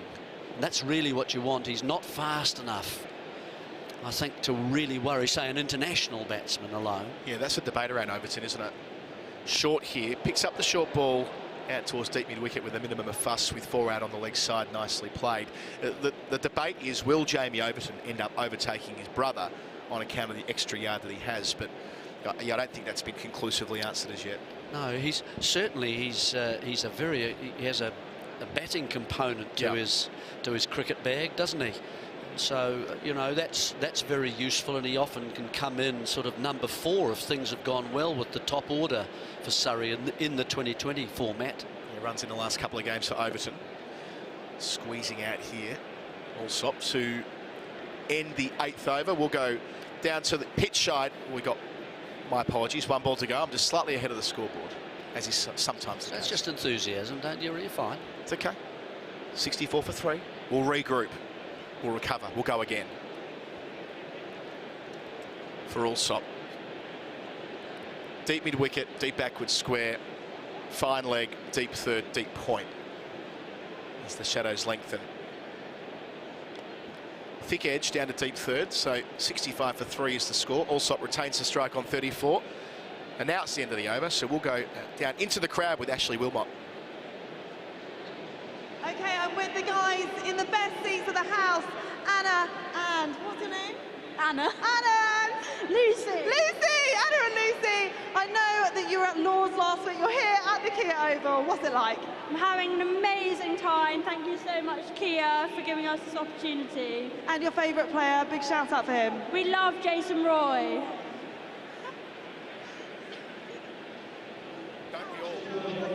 We love Jason Roy. The prevailing message from the best seats in the house, Jeremy Coney. Well, he's a player who certainly hasn't quite shone as he'd like so far in this competition, but always a danger. And I just mentioned him just at the top of the show because he's got a 20 odd, and he's at any stage he could come into this. Of course, he's going to be representing England, isn't he? He's going to miss some of the games in this tournament. Likewise, Reece Topley. Here's Narayan. He's taken 4 wickets so far, Narayan. Starts at the front of the hand. In each of the 4 games where he's bowled, he's taken a wicket. Didn't bowl against Glamorgan when the rain came down at Cardiff on Sunday, but very consistent. It's always been the economy rate with on Narayan. Even at international level, he only goes at a run a ball. Outstanding. Wider of the crease. There's the reverse. Ends up in front of square, though. 66 for 3. Yeah, shot played on the length there, really, by Alsop. First ball gripped and just turned away from the left-hander. That's the skills of Narayan. You know, it looks so easy and relaxed, but it's a very skillful art and craft that he's got, being able to look as though it's a different type of delivery and it turns the other way, and he bamboozles batsmen. Distinctive approach, squeezing this out the front of the hand. I suppose that's it, isn't it? The same action, he bowls about 4 different deliveries, which is when he burst onto the scene it was the 2009 T20 World Cup, wasn't it, over here in England, when it was like, hang on, we can't pick this guy. Did you play against any spinner that I suppose was seen as a mystery spinner who would squeeze the ball out? Not well, leg spinners were always slightly mysterious if they had a whirly kind of action. Again, at the front of the hand, straight to short cover. Pollard saves runs there for sure. That's his mate Kyron out there. Big unit. He takes up a lot of space in the covers. Doesn't he just? Huge man, Narayan. First sweep for the second time. This time it ends up vaguely where Alsop wants, albeit just for a single. Yeah, still on Narayan. His economy rate in the IPL this year was 5.6. I mean, it's not as though they've worked him out over the journey. No. He's as effective now as he was when he first started playing international cricket all those years ago. I think in the IPL, the Indian pitches sort of suit him a little bit more, a bit slower. Narayan to finish closer to the umpire. The call is 2 from Hudson Prentice, and they get through 4-2. Good running. That was Alsop running to the danger end. So the end of the 9th over. Sussex along to 70 for 3. This partnership is now worth 30. And they're just building a bit of a foundation here, having lost 3 wickets inside the first 5 overs.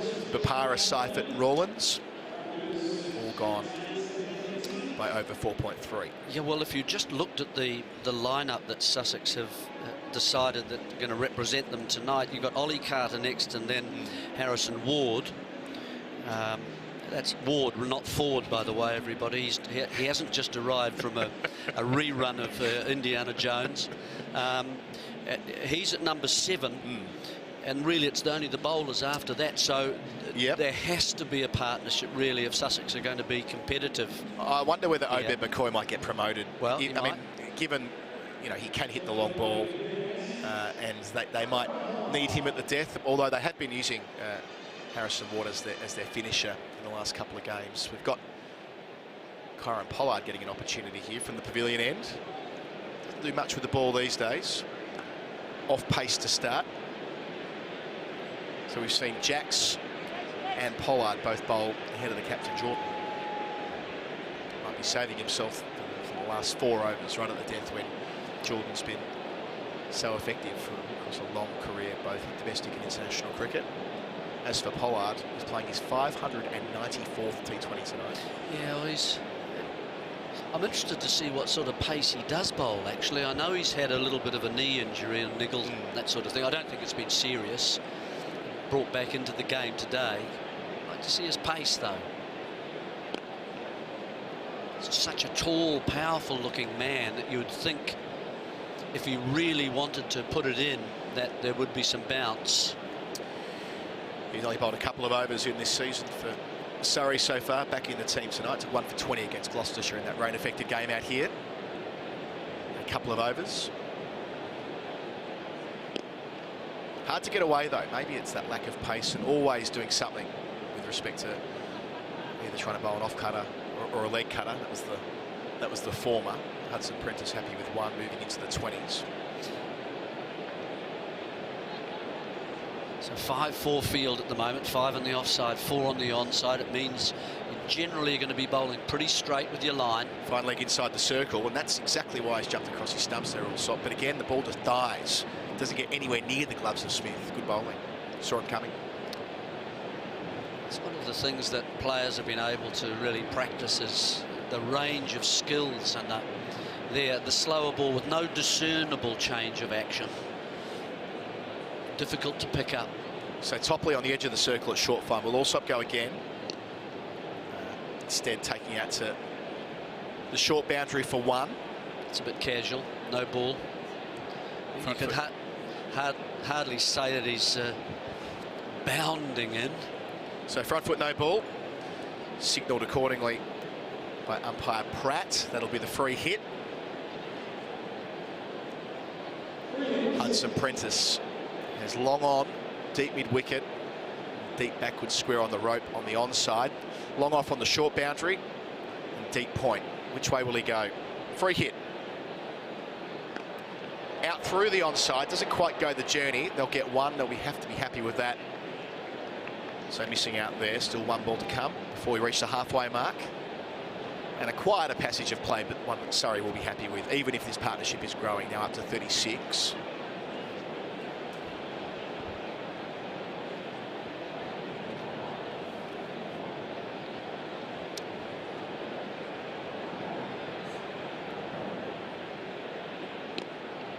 Allsop has to play straight to finish. Excellent over from Kieran Pollard. We've reached a halfway mark here at the Kia Oval. Sussex, after being sent in, a 76 for 3. Allsop, who came in a first drop on 38, is there with Hudson Prentice on 21. A few further thoughts from Jeremy Coney, and replacing him, it'll be John Norman. Well, at the halfway phase, you start to think about, OK, what have we got to do in the second part of this innings? And it just... I mean, 76 isn't a big total, really. If we even double that, of course, that's nothing much, 150. So, you know, they're asking a lot of themselves at this stage with Narayan 3 overs still to bowl yet, and plenty of bowling options left for Chris Jordan. Here's Narayan again. Oh, he's got a front edge. It's high. Oh, there we are. There's Kieran Pollard. Didn't move very quickly towards that and didn't get it. It was inside the 30-metre circle. It hung up there in the air. Not the best. I tell you what, athletic effort I've seen. I think me and you might be able to beat Kieran in a 100-metre dash. He had to turn his back, of course, to the wicket and the pitch. That will always be a little bit harder to judge. Life for Sussex on the reverse. Oh, diving effort from Reece Topley inside the circle, and they had a reprieve, but they have not made the most of it, Sussex. Brilliant catch from Topley. That's how you do it. And even Sunil Narayan looks like he might be breaking out into a smile. Brilliance from Narayan. But full credit to the diving Reece Topley. Sussex lose their 4th, 77 for 4. Yeah, well, that's Allsop as well, who's been dismissed. And that's a key wicket, isn't it? He's the man who's looked in decent form. And he's the one that, I suppose, the most experienced player. And so with him, of course, departs that experience from Sussex. And that just makes things so much harder for them. Didn't quite get hold of it, looking to just sort of slap it, in other words. He wanted to go over that fielder, actually, but Topley moved quite nicely to his, well, turned to his right, didn't he? And a left-hander, of course, so decent catch. Took it two-handed. After a poor effort. Well, these things do even themselves up, but that's a mighty blow dealt to Sussex, because Allsop was looking a cut above this evening. And his dismissal does just open up one end. A little bit of inexperience to come. This is darted in. There'll be a shot at the stumps. I tell you what, Jeremy, that's going to go for 4, the ball. But it could so easily, I think, have been a wicket for Surrey there. We'll see in the replay. Diving effort from Jason Roy. It looks like he's injured himself slightly. Yeah, it's a much quicker ball, and certainly he's miles out, really, taking the single. And the direct throw from the bowler, who had actually moved up, I say, a pace or two to the onside, but the second lot of 4 extras. Back over the wicket is Narayan. Incredibly, Jeremy, that is the 18th over that Sunil Narayan has bowled in the competition this season, and just the 4th boundary, and that was from overthrows. So mastery, really. 2 deliveries left, forward, defensively played, but we'll take a single. So if I'd asked you at the start of the over, what kind of score do you think Sussex will be looking at, and how? Well, as many as they can, of course. But now Allsop's gone. Bowlers are left, and they're going to be left with facing Narayan as well. He's only had, was he 2 overs? Yeah, this is his second. Final ball of his second. There's a shout for leg before, but that was outside the line, I think. No run to end. Another parsimonious over. Jeremy. Very good. Hey? Parsimonious. Coming back in, but it's just bounced a little bit. That surprised the batsman. Because it was short, he had time to adapt the stroke. But yeah, Narayan again, he's proving so difficult to get away. Wicket, of course, that over. Allsop, the important player, setting up Narayan. Really short and allowed, and look at the dive. It was that was the impressive component, wasn't it? Because it was almost past Reece Topley and able to dive behind and also to the right. Premeditated shot. Yeah. And essentially, when you're not given any width, you've got to try and create your own. It doesn't come without risk. On another day, that may have gone to the boundary, but not today. Just been up in Nottingham, by the way, Jeremy. I would like to get your thoughts ahead of the second Test match in a second. Chris Jordan has brought himself on to have a little bowl. Aerial there. Nice cover drive. Should be caught, though. Not caught, stopped. Just a single to the score, 85 for 4. So I spoke to Andrew Alderson, fine writer for the New Zealand Herald, and asked him what he thought his team was going to be, the New Zealand team. I heard Simon Dool talk on TV about the team he thought. Spoke to another couple of wise sage types, and I can't say I heard the same team. There seems to me to be a little bit of confusion about what team New Zealand are going to be picking for that second Test match against England. Well, I have no idea either. What we do know is that the New Zealand selectors tend to be fairly conservative and stable in their approach. So did ours. Up until the last some game. people might say, well, Young had 2 failures, and he had 2 in the last Test match that they played prior to the one that we've seen at Lord's. So that's 4 in a row now. Will they change him? Probably the answer to that is no. Okay, so Young's in. As Jordan is also in. Is that? Oh, I tell you what, I thought I heard a little noise. Swing and a miss. 86 for 4, Sussex. I can't see. I mean, obviously, de Grandon won't be playing in the match, so that means, you know, there's a place sort of available there, and because Mitchell's did okay in the first Test match, so he'll be there, and then Nicholls will come back in. So Nicholls will slot in at 5. Well, either 5 or Mitchell will drop Mitchell down 5, to 6. Nicholls 6. You know, Blundell 7. Whatever that order is, they'll be playing. But I think there should be a change to the bowling. So Patel didn't bowl a great deal at Lord's. No, and I don't think they would regard. You know, New Zealand tend to like to go in with seamers. So if I was picking the team that I thought that they were going to pick, I think they'll probably include, well, they've got the choice of Wagner or Henry, haven't they, to go in for the spinner. Well, that's a pretty good choice to have, to be honest with you. This is banged into the pitch by Jordan, but quick on the shots is Hudson Prentice. Good fielding, though, on the boundary edge, and so it restricts it to just a couple. So Wagner or Henry in for Patel, I feel. So Henry gives you He's a seamer. He's a bit quicker than and it's a seaming pitch, isn't it? Trent Bridge, traditionally so. Maybe a little bit more batting friendly. Well, traditionally, maybe a bit of movement in the air, but now the new stand's there, of course. Well, it's been there a few years, hasn't it? That's changed the nature of that, and certainly seaming pitch if it's got some grass on it. But I think Henry deserves a go too, frankly. Oh, well, that's improvisation, and it'll be a 4 as well. Starting to try and create their own width, trying to create their own angles now. The Sussex batters, they're getting a little bit tired of being bogged down by this accurate bowling from Surrey. And on this occasion, it's paid off. 93 for 4 now, Sussex. We are 12 overs in. Surrey have used 7 bowlers. Nearly got himself in trouble, didn't he? Because it was such a slow ball from the skipper, and he really had to almost hit the ball to ensure that it went over the keeper and fine enough of a man who was sort of positioned at quite a sort of fine third man as well. Narayan back for his 3rd over. Let's see how it goes. He's picked up 1 wicket, could have taken 2 actually.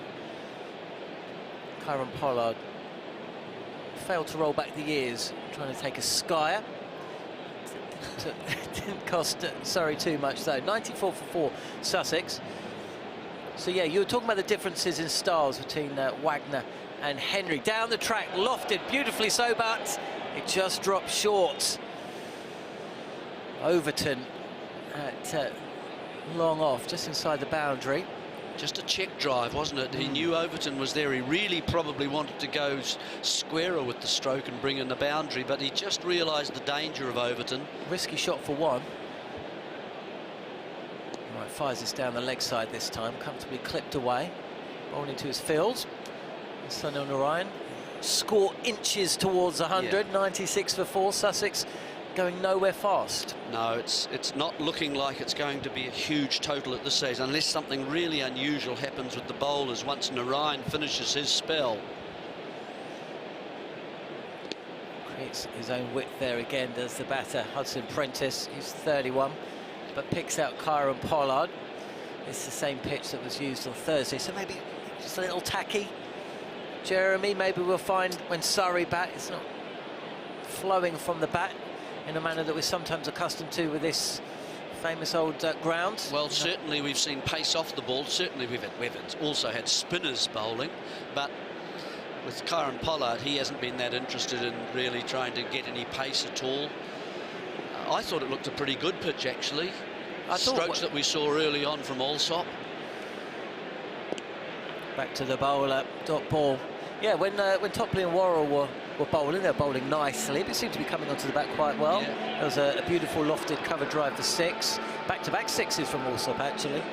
His innings promised more than it actually delivered in the end, and it still seems to be a bit of a blow for Sussex.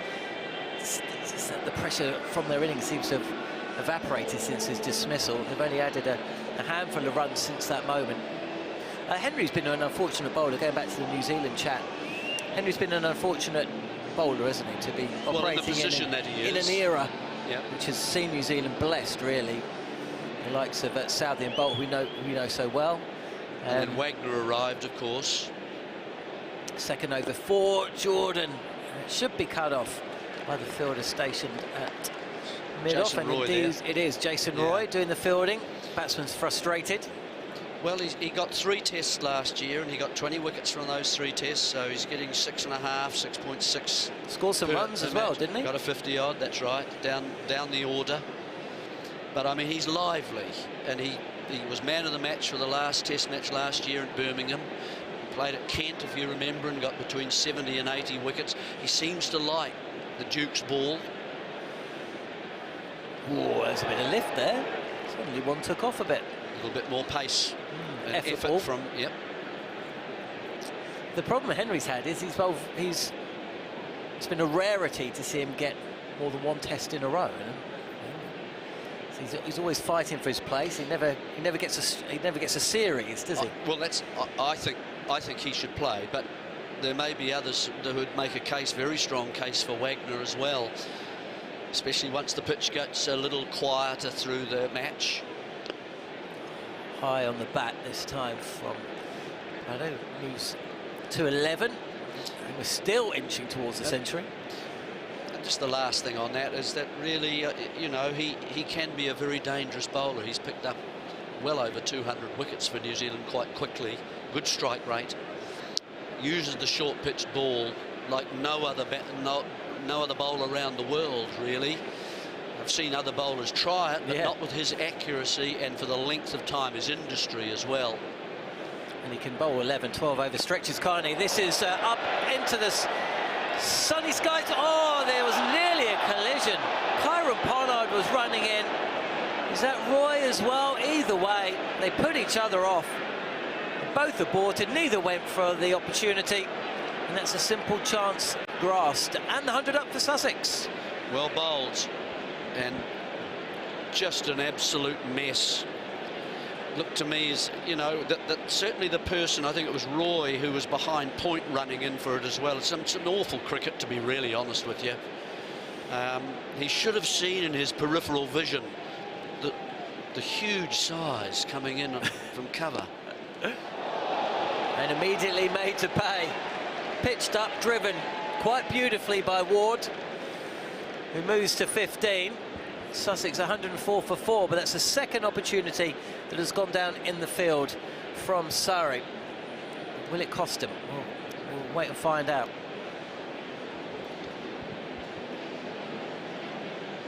So is your feeling they will go conservative and they'll go for a man in Wagner? Wagner, a man that they can probably rely on to keep the run rate down. I'm just saying they've tended to in the past rather than Henry. So Southey Bolt, you know, will be there as well.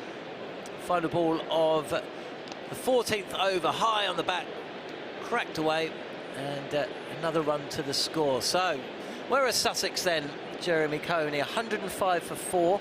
Hudson Prentice, 34 not out. Harrison Ward, 15. Decent little partnership brewing. A couple of errors in the field. We've seen some overthrows. We've seen some catches gone down.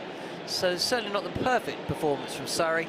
But if you were to choose a position to be in, you still favour the home team. At the moment, they're ahead because they picked up those top order wickets quite early. 3 wickets in the power play. And the experienced players were out quite early. Bapara batting himself up much higher than he has in the past.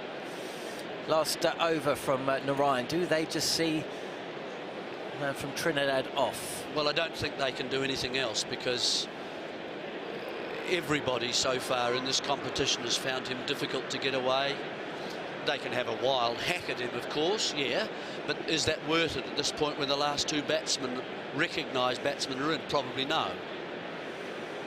Switches to round the wicket to the left-hander and beats him as well. So, yeah, the only way they can really get this total up is by hitting some, you know, some boundaries here once he finishes. Pick the bat up early, go hard at the seamers who remain. Really, that's all they can do. Well, it is his final over, Narayan. I don't think we're going to see Will Jacks again.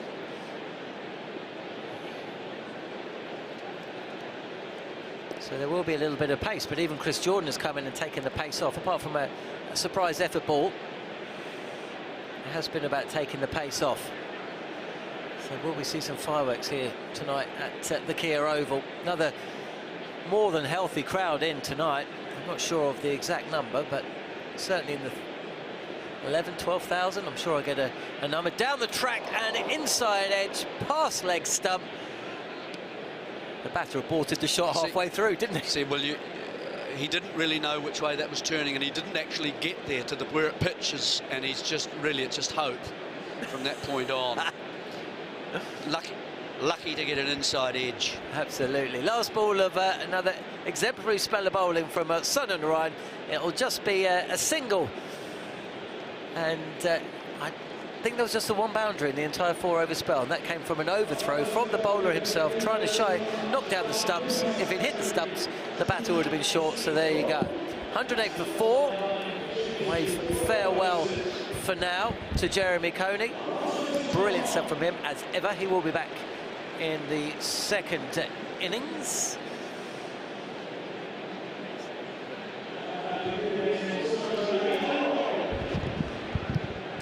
pleased to say, Adam Collins, equally brilliant Adam Collins. Don't know about that, but I'll Standard take set, it. mate. Yeah, Standard set. Understood. Okay. Well, I read your article about Jeremy in the cricket paper last summer, so... Yes, I've issued So him there with you lavish go. praise before. Am I steering the ship for the last 5 overs? I You think are. I might be. You are. Dan Worrell, known as Frank. Wonder why. Pavilion end. Ooh, cloth that, but it doesn't matter with the short boundaries. Up outs over the road. Yeah, Ward sixer. moves into the 20s. It got all the way. Has gone all the way. Well, there you go. Off the bat, I thought, well, maybe Jordan inside the circle at mid-offs in the game here, but not to be. Ward up to 23. Still there with Hudson Prentice, who's played well after coming in with the visitors in some strife at 40 for 3 inside the power play. 2 out on the offside. Doesn't beat mid-off this time. So they lost those 3 wickets early. 40 for 3 inside the power play. Little period of rebuilding. They lost also a poor time, really. Well, they did, but I think that this might have actually played out okay for the visitors because Ward's the man they've been using as their finisher. Made 23 not out in quick time against Somerset and 22 not out against Middlesex. Coming in at 7 around this time, back into the innings. Thick edge, 4 more. Only had Topley to beat there at short third and did so. So Hudson Prentice into the 40s. But yeah, with Ward, his strike rate this year has been up. It was 11 balls that he faced against Middlesex, striking 3 sixes. So I suppose if you're gaming out an innings, having lost wickets in the power play, this is roughly when you want your finisher to take over, and Ward's doing that alongside Hudson Prentice. Yeah, they've almost caught up with themselves, haven't they? Yeah, I mean, you know, from here they can still get a decent tally. Swing and a miss here though, pace off from Worrell. What are we? 4.2 overs still to go, so 26 deliveries. Let's double that. They could get 50 odd more from here if they, with a fair breeze. Well, that's up towards 170. That would take some doing, granted, but in the modern game, you expect to go at 12s at the back. I think if you were to offer them 170 now, they'd certainly take it. Absolutely. Pitch covered in shadow. Back of the hand nearly. That was a leg cutter of sorts from Worrell. Nicely bowled. Restricting it to 1. Hudson Prentice. Yeah, interested by this elevation, given that he wasn't batting in the top 5 for Derbyshire last year when he was at that club for a couple of years, few years, until they called him back to Sussex. The home club came a-calling and signed a deal across the formats. It's just a touch of the Tom Curran's about that delivery there. Tom Curran picked up an injury himself, didn't he, alongside his brother Sam. He's not due back for a while, sadly. So Worrell, last ball here. Well, what good bowling. If you're going to bowl that length, you've got to be a long way from the stumps, out towards the edge of the tram tracks, and so it is. 120 for 4, the score with 4 overs to go. We don't have the benefit of technology on our screen here, so I'll try and work out how many runs were taken from that over. There was a 6, of course, to start. 6 plus 4, 12. 12 runs taken. So if they go at 12s through the back, that will get them towards that 170 mark we mentioned before. But still, Worrell did what he needed to do. He'll bowl one of the last 4 you'd expect. He's bowled 3 so far, 17 taken from them. So Narayan's bowled out. He's bowled his 4. Yep. Jacks won't bowl again. Worrell will bowl. Jordan. Yep. I doubt we'll see Pollard again. Topley's just returning now. Well, Pollard and Jacks did a favour for their captain. They did. Topley. Swing and a miss to start there from Hudson Prentice after making room and showing all his stumps. So we've had 1, 2, 3, 4, 5, 6, 7 bowlers used, and Jordan still has 2 to send down. Pollard and Jacks 3 between them. So yeah, between Topley, he's got 2 to go. Worrell 1, Jamie Overton 2, and Jordan 2. He can mix and match with just about any configuration he pleases here. Good position to be as the fielding captain. All the lights on there now at the Kia Oval. Twice in a row. Again. Great start to his over and his spell here, Topley. Picked up the wicket of Seifert earlier. He tried to mow him across the line and had his off-stump bent back. Hudson Prentice, Topley's not allowing himself to be bluffed here, is he? There's movement to the first delivery, and Topley maintained his line. Well, he's faced 37 balls for his 41 now, so needs to get moving or get out. Playing his role. Movement again, this time to the off stump. Runs the first one quick. So across the line, out towards Overton. It's Hudson Prentice. You think that the way they're set up here tonight, Sussex. Next, they've got Ollie Carter, who hasn't played so far this season. Well, Obed McCoy, I think that might be the temptation if they go 5 down. In fact, it might be in their interest to lose Hudson Prentice here, given that he is just struggling to get the run rate up. I mean, he's batted well. He's done a job. 3 boundaries across 38 balls as Topley pulls out. Dare I say it? Retirement. Dare I say it? Come on, let's see a retirement. I'll probably cop it a smack in the face in the comments for even suggesting it, but this is the kind of situation. No, you're absolutely right. It's the kind of situation where it's within the rules, within the laws of the game. We've seen it a little bit more in the last 6 months or so, thanks to Ramachandran Ashwin in the IPL. We've seen it a couple of times in other domestic comps around the world. Oh, good delivery there, eh? Yeah, in-swinging Yorker. Just good running as well. Over his head. They'll get a couple. Oh, actually, danger end. Oh, that was Smith, smart. Yeah, would have needed to have been a direct hit, I would imagine. We might get a replay of the side on either way. They're through for a couple. Yeah, but this could be a situation where with, 20 balls left, they might say, well, look, who's likely to have a higher strike rate across 10 further deliveries if you split it in 2? Hudson Prentice, who's played the anchor role and done it nicely for 42, or McCoy. That's out towards deep mid-wicket and finds the gap. 4 or 6, we'll wait for the signal. 4 it is, says umpire Saggers. So nothing wrong with Ward's strike rate. He's up to 30. A couple of 4s and a 6. So we saw this in it was Nottinghamshire, Birmingham.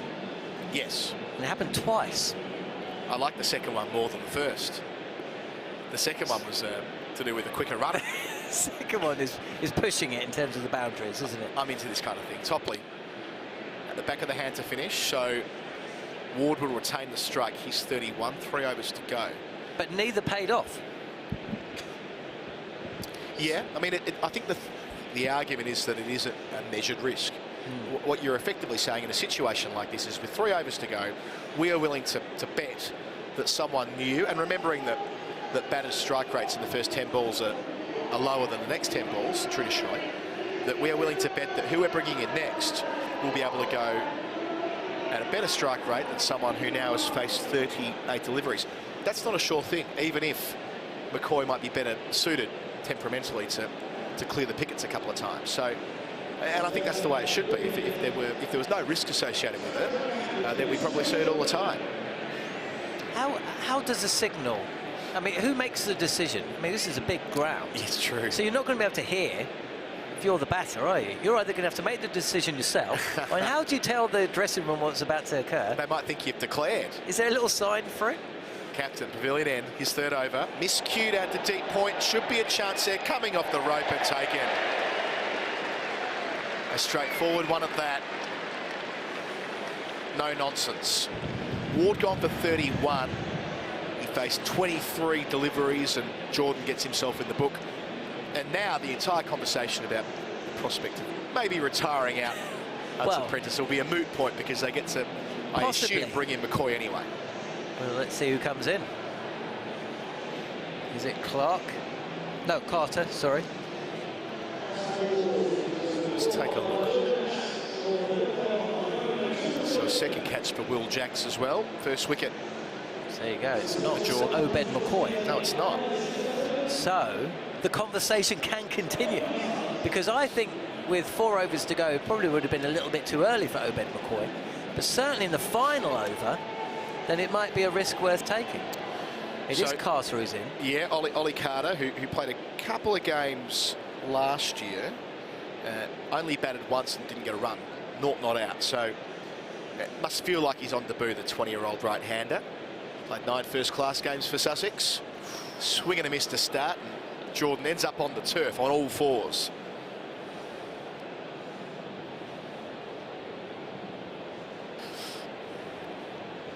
So can't get the first one away. So Carter, 20 years old. Highest score of 72 was made this year in the championship. against Leicester, a couple of half centuries. Also has 250s in list day cricket for Sussex, highest score of 59, so he can do it. And given the chance tonight with a reconfigured Sussex team. Ooh, shout for leg before. Looks like his leg sort will give it. Yes. Up goes the finger.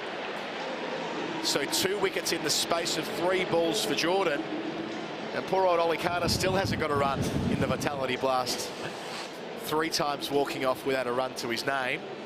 It'd be good to see a replay of that. It looked a good shout, didn't it? Possibly height. So umpire Neil Pratt. My first thought was sliding, and yes, no use of technology for Carter. He'll be a little bit disappointed, I expect, there, but Jordan doing the job for his side, the captain. 2 wickets in 3 balls to start the 18th over. Here comes Obed McCoy.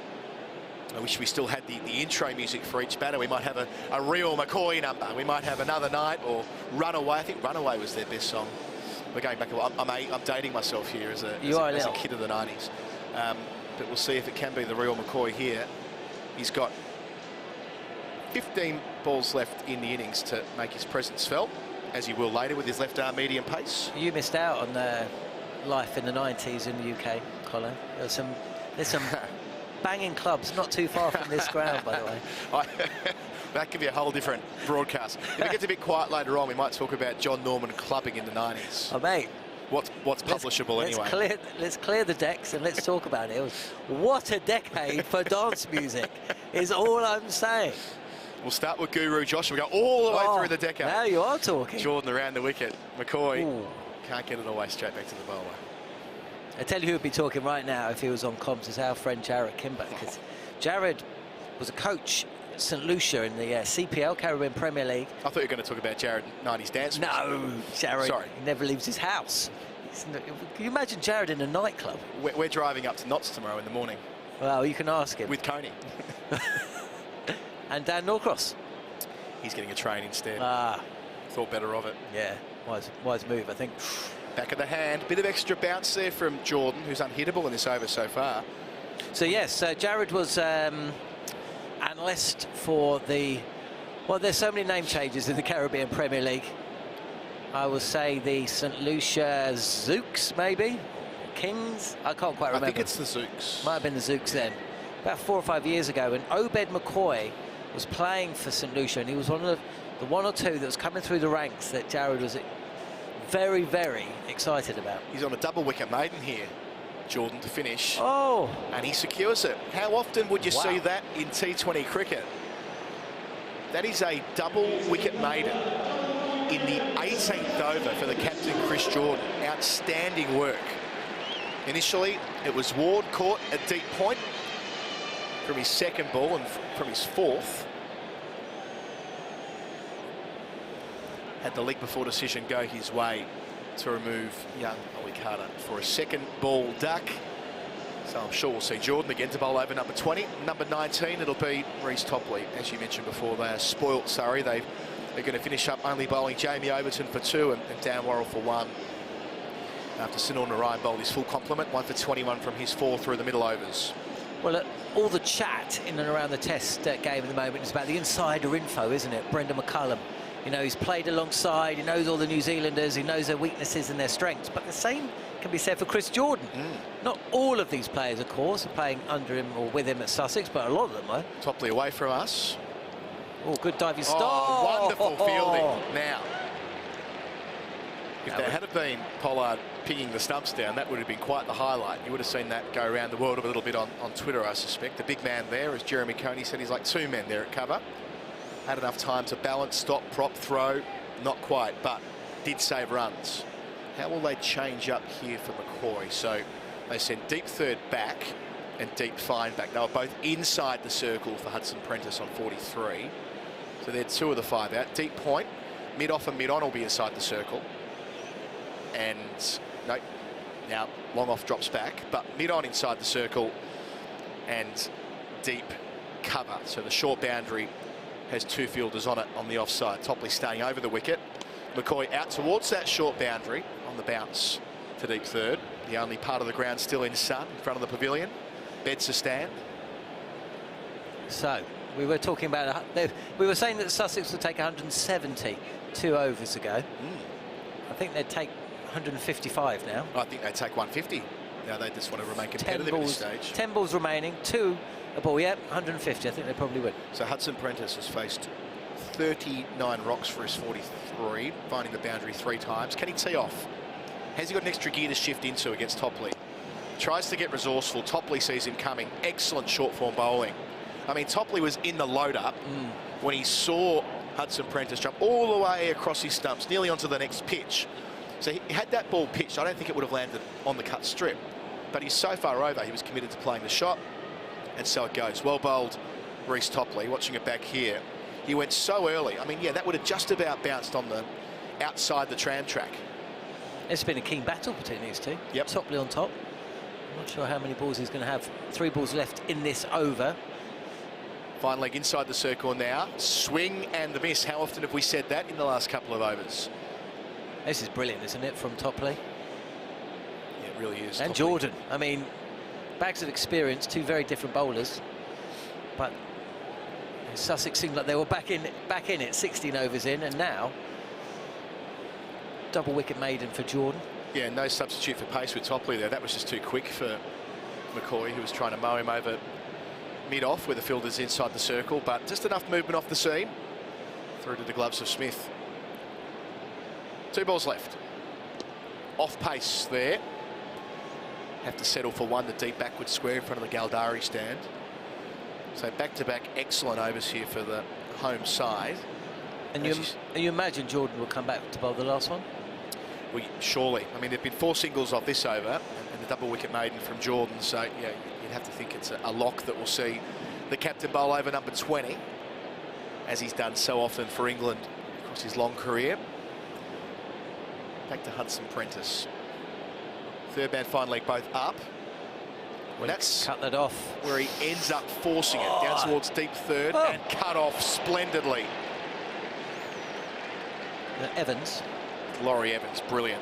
They get back for a couple. Indeed, they get back for 3, so Hudson Prentice will retain the strike. But Evans, as we'll see here on the replay, had so much work to do. End of 19, 135 for 6. Wasn't struck with any real authority, but just snuck it past deep third. So Evans had to drag it back in with his preferred hand.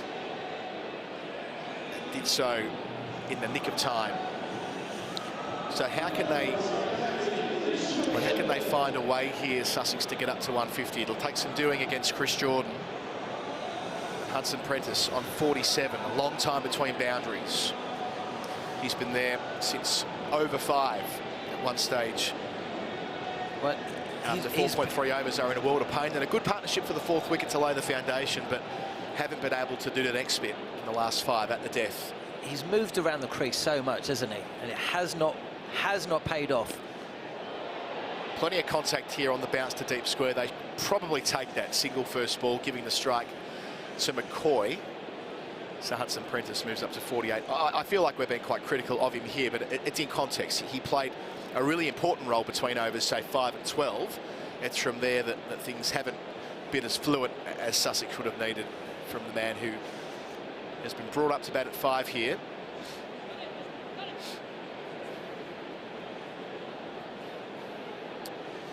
So Yeah, McCoy, no criticism at all. It's just this is the wonderful nature of T20 cricket. You need to have play so many different roles in such a short space of time.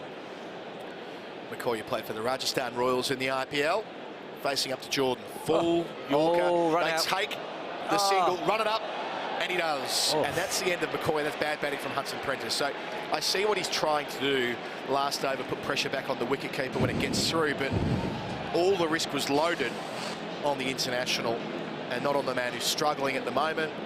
Ball gets parried back, easy as you like. They just can't score off Jordan.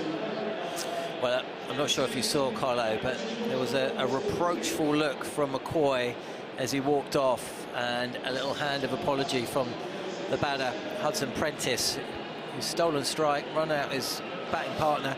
I mean, maybe, is he backing himself over McCoy? I don't think that was the case. I think he saw a quick single and he went for it. I think it was instinct. I don't think he was doing the broader mathematics of, well, who's more likely to hit a 6, which the analysts who We are not. That's not what we do, but that's how they analyse the final over. You have on strike the player who's more likely to clear the pickets, and I think on the basis of what we've seen, that probably isn't the bloke who's been out there for 42 deliveries and hit 3 fours. I remember Kevin Peterson running Aaron Finch out here. Must have been about 5 years ago, and Finch had his feet up on the balcony as Peterson was out a few overs after.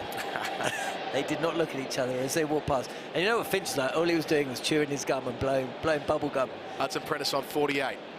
Out towards deep mid-wicket. He's hit it well, but straight to the fielder. They've had some players here, haven't they? Surrey. He moves to 49, so they've got 3 balls left around 137. They're not going to reach 150 by the looks of things, unless something special happens from here. Did they not take the... No, they did take the single. For a moment there, I'm like, that's not him back in the strike, is it? It was Mills who hit the single there. My apologies. The scoreboard is... no, sorry. I was right the first time. Never trust the scoreboard. Trust your gut. Now it's Mills.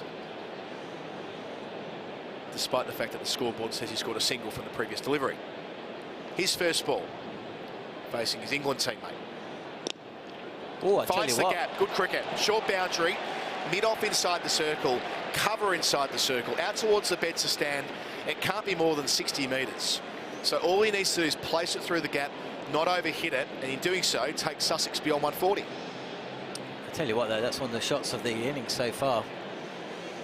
They needed to hit the rope. They did do. But he picked his pocket, didn't he? Well, it just made enough room as well. He wasn't going all the way out to show all the stumps. Just a little shuffle, knowing that if it was in the arc, he could place it, thread it. Well, and that's what it was, wasn't it? It was placement. So 2 balls to go. Tried it again. Thread this one. Yeah, you can see that was a bit of off cut there from Jordan to cramp him up. Nice response. So 142 for 7. Last ball here. They really have fallen in a heap. At one stage, they were 128 after 17 overs. They've added 14 runs across the last 17 deliveries. I think that was after 16 overs. Wasn't that before the Jordan double made, which was over 18. But nevertheless, they've gone to the strike rate of 90-odd at the final 3. That includes the previous boundary. So last ball of the innings. Hudson Prentice on 49. Oh. Gets enough on it to get himself a boundary and a half-century. We'll see if it's leg buys. It is leg buys. So Hudson Prentice finishes on 49 not out from 44 deliveries, and the home side require 147 to stay undefeated in the competition. So last ball frustration for Jordan, just offline. You can see what he was trying to do, targeting the boot of the Sussex number 5. Mills down the other end. Got off the mark with a boundary, and that was his lot. But all told, from where Sussex were inside the power play, not a bad recovery. They're in the game, but they really should be well beyond 150, probably closer to 170, but they did not stick the landing, not anywhere close. Well, look, we've already seen a game this season at the Oval where the team batting first, on this occasion Surrey, scored 129, were bowled out inside 16 overs and went on to win the game comfortably. So there's still hope for Sussex, but certainly it would be a surprise if they were to defend this. Surrey's strength, I'd say marginally their bowling, but if they get off to a good start, it's going to be very difficult for Sussex to rein them in. So we're just waiting to go down to Kate Mason, who's there on the balcony. We'll hear from her. Thank you, gentlemen. Star commentators taking you through all of these 20 overs and gearing up for the second half as well. And lots of fun being had here at the Kia Oval this evening. 147 the targets for the guys after Sussex looks as though they were kind of out of it, but we've had some real fun in that first 20 overs, haven't we? That catch from Will Jacks early doors, and then the 2-wicket maiden over from Chris Jordan with 2 overs remaining, and we can now see some of those highlights, and in a moment we'll talk to the guys off the Carib Cricket Podcast, so lots to stick with us for. Let's get to the highlights. So for once, Surrey win the toss, and inside the power play it was wicket straight away, albeit after a boundary from the captain Baparat to get the visitors going. But from the bowling of Worrell, have a look at this. Will Jacks, stop it. Time to pose as well, and why wouldn't you? First wicket falling with the score on 7 in the second over. Fabulous stuff. Have one more look here. It's not only the catch. We see a little bit of this in T20 cricket, but the presence, just to stop, little short step. Yep, class. Saw here, Allsop coming in at 3, had a job to do early on. Signed a full-time contract with the club this week. A couple of nice boundaries off Overton through the offside. Especially like that one, seeing point inside the circle. Reece Topley down the other end, copped the treatment too. Carried all the way for the first 6 of the evening. But later in that same over, we'll get one more look at the 6 first, will we? Here we go. Short boundary on that side of the ground tonight. Across his stumps, goes again. That was a big one. And put down, missed out on the Kia catch, missed out on a grand. But same over. Seifert, that ton the other night, not so this evening. Bowled for 4, trying to pop him into the grandstand as well. Following the lead of Allsop, wasn't to be. 35 for 2. Reece Topley picking up his first wicket. Will Jacks into the attack and third ball. Bit quicker. Delray Rawlins tried to mow him over mid-wicket. But a fat top edge ends up with Reece Topley. He's taken plenty of catches so far in this campaign for Surrey. 40 for 3 at that stage. Still in the 5th over. So if you take 3 wickets in the power play, you can usually put the squeeze on. That took some time because Allsop played ever so nicely. He struck 3 boundaries and we've already seen the 2 6s. So a bit of a mid-innings revival from that pair. But on the reverse sweep, I mentioned Reece Topley before. That's his 2nd snaffle tonight. The ball has followed him, especially at the Oval. His 4th catch of the season and his 2nd beauty. Have a look at that. Blokes who are 6'7" aren't meant to be able to do that, I assure you. Jordan was expensive to begin. Hudson Prentice brought up to number 5. Played a role. Finished with 49 not out. Only hit 3 4s, but in those middle overs, they needed him. Some confusion. Should have been gone there. Not quite sure what Kyron Pollard was up to. Big top edge. No call to speak of until the last possible moment, and lucky in the end not to take each other out. Worrell back into the attack. Took a bit more tap the 2nd time around. Had 17 runs taken from his 3 overs, but only 7 from the first 2. Chris Jordan back into the attack. And how about this? This is the 18th over of the innings. The first ball of it, Harrison Ward caught at deep point. Jack's 2nd catch, gone for 31, breaking that stand through the middle overs. And then 2 balls later, poor old Ollie Carter given out leg before. Marginal call, 2nd ball duck. Still yet to get a run in this competition, having batted 3 times, a 20-year-old. A double wicket maiden. And then again, Jordan in the final over, the wickets kept coming. It was a dreadful finish for the visitors who just couldn't get Jordan away. Hudson Prentice off the pad. Last ball went down to the rope to set 147 for victory. But Hudson Prentice stuck on 49 not out. You catch me enjoying some of these kids trying to get hold of the Kia high catch. There have been some incredible performances. You saw earlier, if you're following the coverage, that it is quite difficult, but some of these kids are making it look extremely easy, much to my embarrassment. Anyway, plenty of cricket to come in a very short time, but before we get to that, we've got the founders of Carib Cricket, Santoki Nangalendran and Mackles Patrick Hewitt. Guys, thank you so much for coming to watch the cricket with us and to have a little chat at half-time. Are you enjoying yourselves? Yeah, absolute pleasure. Surrey obviously dominate at the moment, continuing their win streak, and obviously we've got the 2 West Indians, Sunil Narayan, Kyron Pollard, playing. So yeah, absolute pleasure so far. You feel like that's the secret, do you? The Sunil Narayan magic? Well, we have a mantra on Caribbean Cricket Podcast. If you want to win any competition, get a couple of West Indians and you're certain to win. Wow, okay, all right. That's the secret. So I'm glad we've got you here to unlock it. And of course, well, you know, Chris Jordan, who we just saw with that amazing 18th over, he's Barbadan born, right? Yeah. So you can claim whoever you want. Exactly, we'll claim him, we'll take him, yeah. Tell us a bit more about the podcast. What do you guys tend to talk about? Yeah, I mean, so the Caribbean Cricket Podcast, when you listen to or when you hear the words, you assume it means only looking at Caribbean cricket, and it does, but it's about looking at Caribbean cricket in the sense of what it means to the diaspora, what it means in a global sense. We always tend to say that the West Indies and Caribbean cricket is everybody's second favourite aspect of cricket. So circa going on about 3 years ago, we felt there was a niche in the market to talk exclusively about what West Indies cricket has meant to the sport, to the global game. And here we are now talking to you on Surrey cricket. Yeah, for sure. And I mean, is it nostalgic as well? Do you go back looking at the great West Indian sides? Yeah, we do, but part of it we felt was the narrative is so focused on that great era of Clive Lloyd and Viv Richards. We kind of wanted to shed a spotlight on the new generation and new players coming through, just because we felt it wasn't covered much. You get, like, for instance, a player will score like a Shai Hope would do well. He'll get comparisons to, oh, why is he not as good enough as Clive Lloyd? So we're just trying to bring a spotlight onto the players that are coming through the system.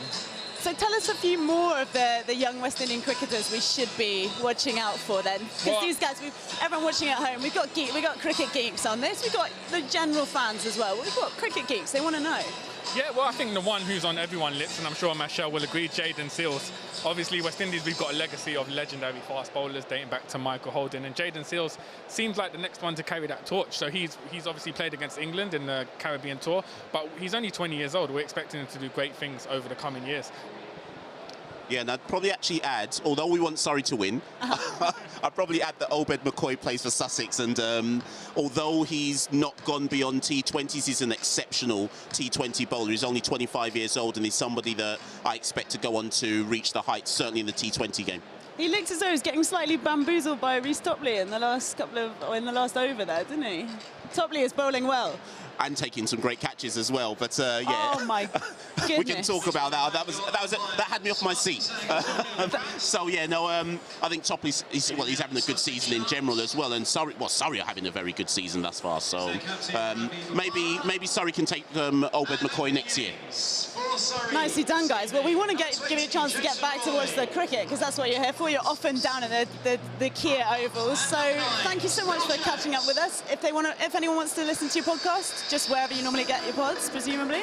Yeah, so you can find us on Instagram at Carib Cricket, Twitter Carib Cricket, and also on CaribbeanCricketPodcast.com. Nicely done. Thanks for joining us, guys. Let's get you back to your commentators, John Norman and Adam Collins.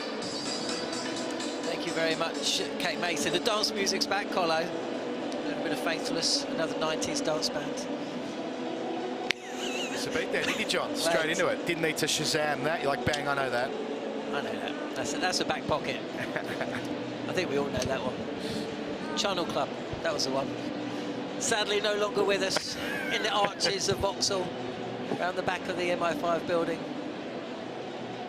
Glory days, glory days. It would have been a time when a short-form game like this at the Oval, they would have been all off to the discotheque. Maybe not quite so much these days with the professional era and the game squeezed into the window as it is. No real time for fun, is there? Yeah, it was. Well, there was no such thing as 20. Well, there was in club cricket. Yeah. You know, when your kids are playing, but no, it's 2003. So was this 20th year? No, 20th year. Yeah. Archie Lemon, who's playing tonight, he wasn't. Well, he wasn't alive for the first couple. I went 17 years of age now. We'll see him later. I was working up north, my first job in radio, Yorkshire Coast Radio, and I went along to watch Dominic Cork's Derbyshire take on Yorkshire at Headingley. Do you know how much the ticket cost? Oh, wouldn't have been much.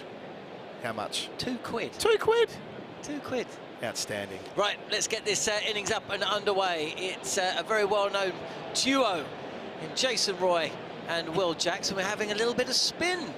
First up, yeah, Delray Rawlins. Collins. Yeah, he didn't make a contribution with the bat, so they're going to need him to make one with the ball. He's, I suppose you would say his principal discipline is as a left-arm tweaker. It's just that he's probably better known for those lavish cover drives when he gets up and about, as he didn't do tonight. Caught inside Will Jackson's first over, who he now gets the chance to bowl to.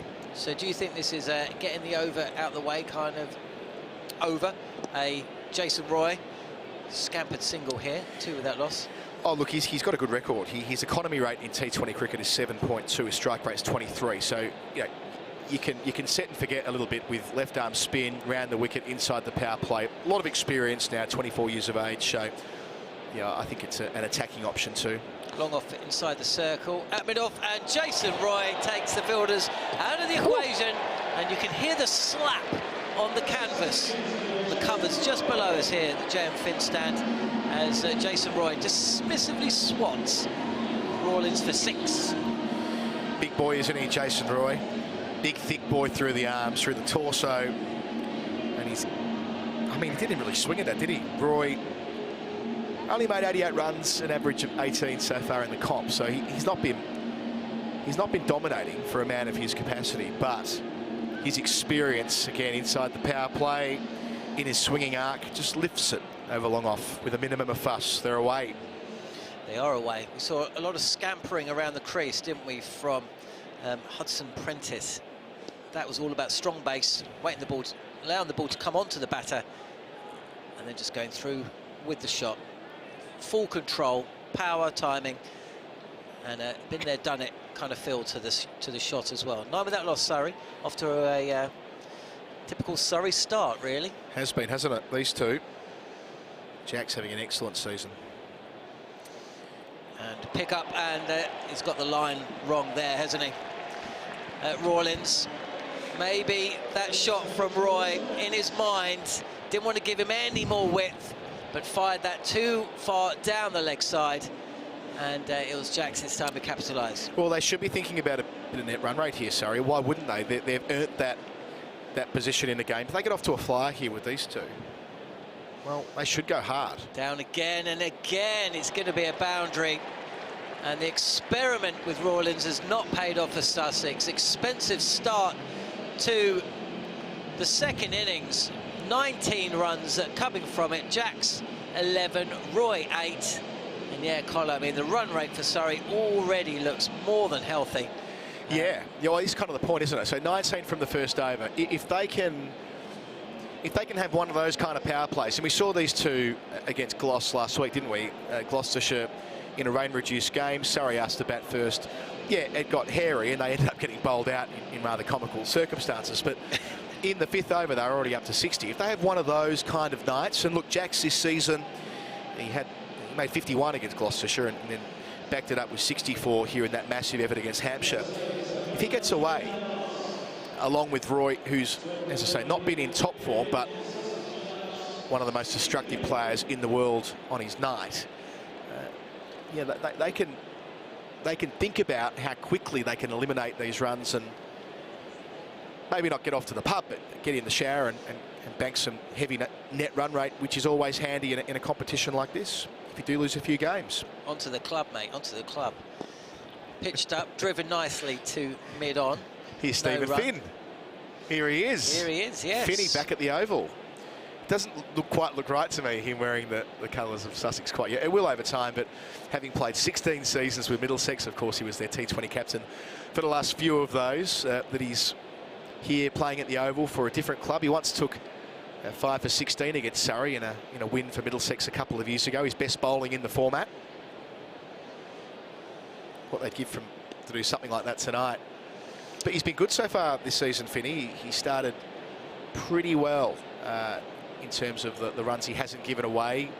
He's been playing red ball cricket again, which wasn't so much the case at Middlesex over the last couple of years. He only played, I think, 3 or 4 red ball games last season. But Sussex, who have been in kind of rebuilding mode for a couple of seasons, haven't they? Playing a lot of young fellas that they see Finn as an integral part to bringing the next generation through. I feel the same way about Ravi Bopara. It's still quite difficult to see him wearing the Sussex blue. Yes. You know, you still kind of think of him as an Essex player, don't you? But I suppose players do move around a little bit more than they used to. And then, of course, there's 100 as well, which kind of mixes things up even more. Ooh, I tell you what, trying to play to the leg side this time is Roy. Leading edge back to the bowler, just dropped short. There's that awkward way you see batters play Stephen Finn for, well, 15 years, isn't it? That he just gets on you a bit quicker than you think, and the extra bounce that you get when you're coming in from the height that he does, 6'7". He's taken 9 wickets at 17 in this tournament so far. He's midway through what is an inexpensive over. 3 balls left. Tucked away, though, by Jason Roy, and he's stopped running already. Well, he knew the moment that the ball had left the bat that was going to whistle its way to the boundary. Didn't quite look like it had the legs, but he knows his ground better than most.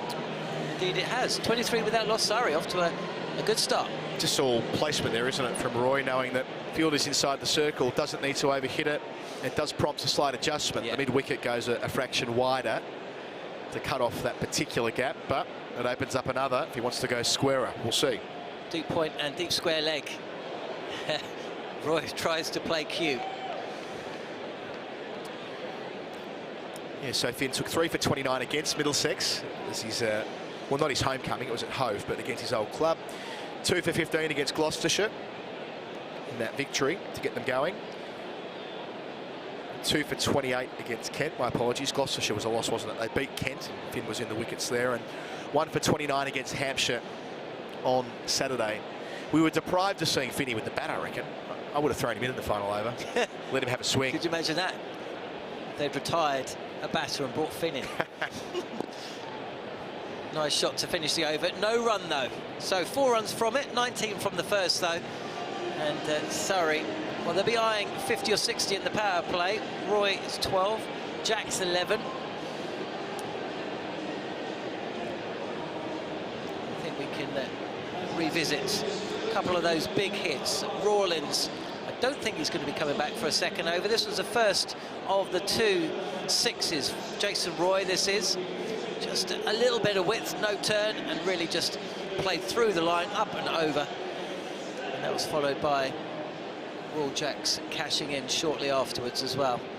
It's going to be Jacks to face. The first delivery from Tamar Mills.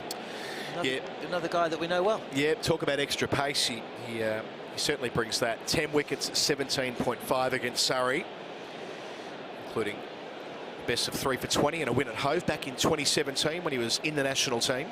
First ball of the over. Yeah. Just played comfortably into the offside. And you had to feel for him last year, didn't you? He got back into the England team at last after about 12 season-ending injuries in about 4 years, it felt like. But yeah, 2 for 17 against the Windies, 3 for 27 against Bangladesh, a couple of wickets against Australia, and then gone. Another injury, which was a setback through the winter. But yeah, there's a reason why he's one of the most highly sought-after bowlers around the world, really. T20 market, especially at the death, has a massive bag of tricks. Yeah, and he's played all around the world as well. A couple of stints in the IPL. He's been out in Australia in the Big Bash.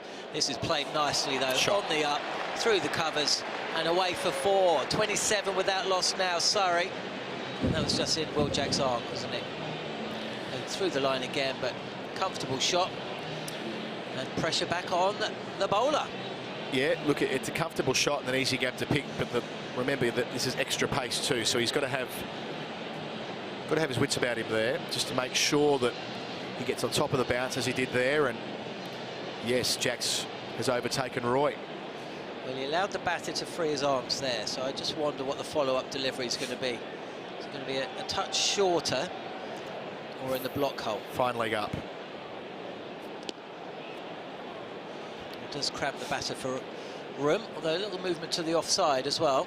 Maybe he's expecting it a little straighter. No run, 27 without loss, Surrey. So he took 4 for 32 against Somerset in the victory down in Taunton, Mills. And 2 for 41 in their triumph over Middlesex. Back into the team this evening, having missed out on Saturday. I think he was out with a little niggle, wasn't he? They do have a lot of players that you root for, don't they? Yeah, Mills. Definitely.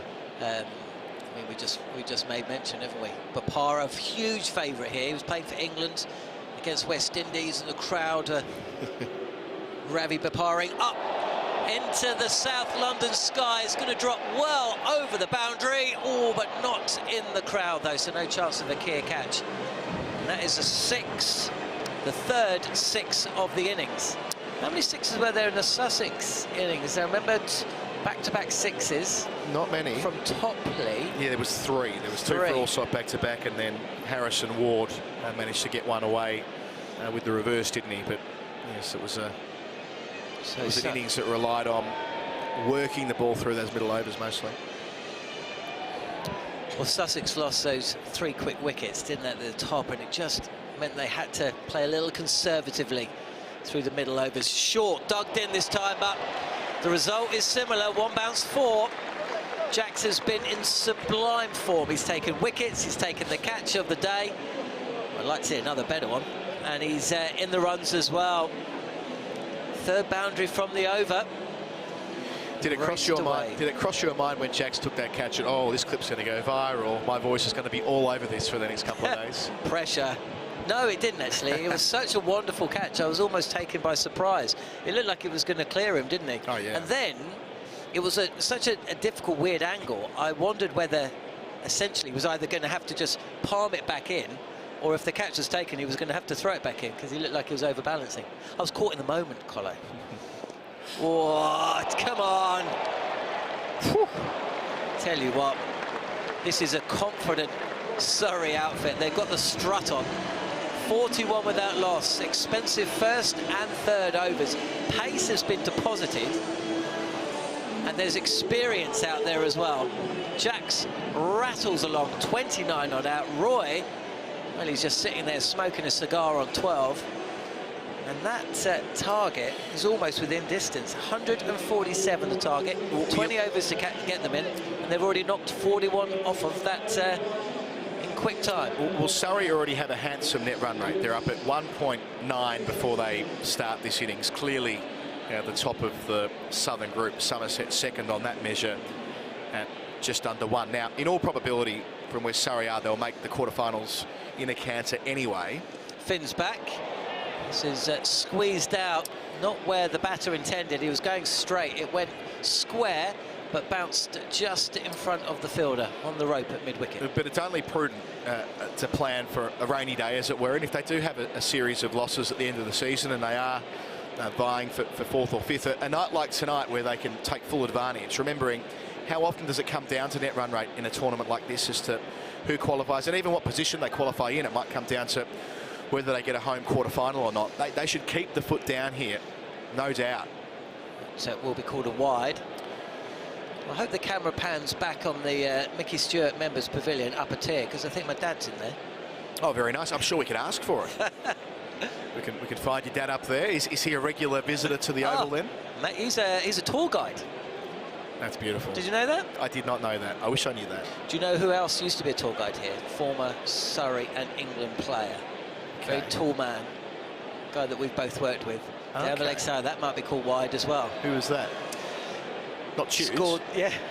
There you go, yeah. Alex Tudor. Yeah. A few years back now. I think his mum and dad have moved back to Barbados. So it was Tudor's family. Dad, were you saying? Yeah, it's dad, right, yeah. I see. Nice one. But yeah, no, my dad's a tour guide here. Oh, fabulous. But also a member. We've both been members for many years. He took me to my first Surrey game in the 80s, just down there. Beautiful. Against a touring Sri Lankan 11.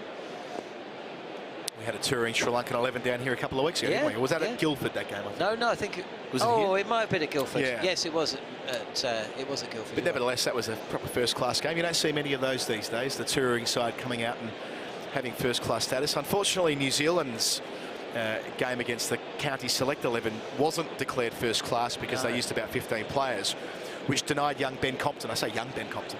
Journeyman Ben Compton 1,000 runs before the end of May. He would have got. Is he a journeyman? Well, he's played sort of 2.5 clubs if you include minor counties. I think he's flicked a journeyman. away. Might be 2 here. Yeah, Roy comes back quickly. Oh, I tell you what, better throw. I think he would have been short.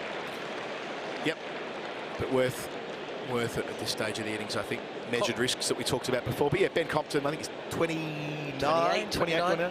Been around long enough that a player of his patience, I was going to say his capacity, but it's his patience, isn't it, that he's batted for such long stretches of time through the season. And yeah, he would have had 1,000 runs by the end of May, the first player to do it since Graham Hick, 1988. Oh, there you go. Was it really that long ago? It was, I promise you. On the pads again of Roy. Skip of frustration. I think he's targeting the big expanse around mid-wicket. Could only pick out the fielder. There's some brilliant names on that list on the 1,000 runs by the end of May chart over the journey. Bradman did it a couple of times. Bradman probably did it here in one match. Well, funny you say that. He did it in 7 innings in 1938, which is comfortably the fewest. The next on that chart is 11. 7 hits for 1,000 runs. Was there a little bit of bat on that? It's racing away, and it's going to beat the fielder. So we'll have a little look, see if it's leg byes. Indeed it is. You got here, W.G. Grace was the first man to do it in his, what do they call it? 1895. Was it his golden summer, I think they referred to that as. Did you know that W.G. Grace played on Crystal Palace? I did. Did you know that he's buried in Elmer's End Cemetery, which is midway between where me and Jared Kimber live, and we did one of our shows from that cemetery. I know there's a quite striking gravestone for him. I've read about this. Oh, I tell you what, that's going to be squeezed away for 4 as well. Runs are flowing at the Oval. 50's up. In fact, they've surpassed it. 56 without loss. And Will Jacks, there's no stopping him. 34 not out. How many deliveries has he faced? Not many. It's game over really here, isn't it? Barring some calamity for Surrey, they can walk this. I don't think they should walk it. I think they should keep their foot down, as we discussed before, but if they saw fit to 12 deliveries to play conservatively, they could. Yeah, 12 deliveries for his 34, and up the other end, Roy has faced 12 balls for 16, but Jacks 5 4s and 2 6s. Thanks for coming. Jacks is going at a strike rate of 283. Boy, oh boy. Keep going, Will. There might be 100 here for you. Kate Mason, at the back of the commentary box, has just fallen over that stat. Yeah. Yeah, I would say, Kate, why don't you jump in the crowd at about, I would say, deep mid-wicket there, in the JM Fin stand, over to our right. Win yourself a grand. Yeah. For the Kia catch. You're a chance with the way Jacks is going tonight. 2 6s already. Obed McCoy has been brought into the attack. We were talking about him before the match. We were all looking forward to seeing him. Left arm, fast medium. Another night, another dream. It's always you. It's so just a vision of love that seems to be true. Wow. Were you one of those kids at school that could remember every song? Yep. That's why I was so popular with the girls. Yeah, but girls seem to remember the lyrics much better than the blokes. So maybe that was just my school. Played beautifully down the ground. There's the shot of the day. Complete control from Jason Roy. A beautiful straight drive. And he moves to 20. 60 without loss. Yeah, again, we saw that when he punched through mid-wicket a couple of overs ago. That, I mean, Roy down the ground. You go back to that 2016 T20 World Cup in India. Some of the shots, he really announced himself in that tournament, but it was just straight driving. Oh, I tell you what, just got away with it. Just loops up and over the bowler. I tell you what, that was a shot of a man who was saying, I think the viewers are here to watch me bat rather than listen to you guys talk about dodgy lyrics from 90s tunes. Hey. Was it 90s or was it? Oh, yeah. Mid-90s, right in that hitting zone from earlier. But no, the reason I raised a straight drive, you wouldn't think a guy announcing himself on the world stage at a T20 tournament going at a rapid strike rate would be doing it principally with classical straight drives. And that's what Roy did. It's a long time ago now, but that was him at his best at the start. Jacks this time on the body, swivels and pulls, just a single. And they're really contrasting styles, aren't they? Both supreme clean hitters of a cricket ball, but they target different areas of the field, different techniques. But you can see, I imagine, that Will Jacks has learned a lot. There's a calmness to Will Jacks at the crease, which belies his experience, really. I mean, he's not a newcomer, he's got a few years under his belt. Can't quite get that pass extra cover this time. 62 without loss. I mean, this looks tough now, doesn't it? I mean, where was Sussex at a similar... Well, at 6 over stage, 48 for 3. Sussex and Surrey are miles ahead of that. We've still got another over of the power play. Over and 1 delivery.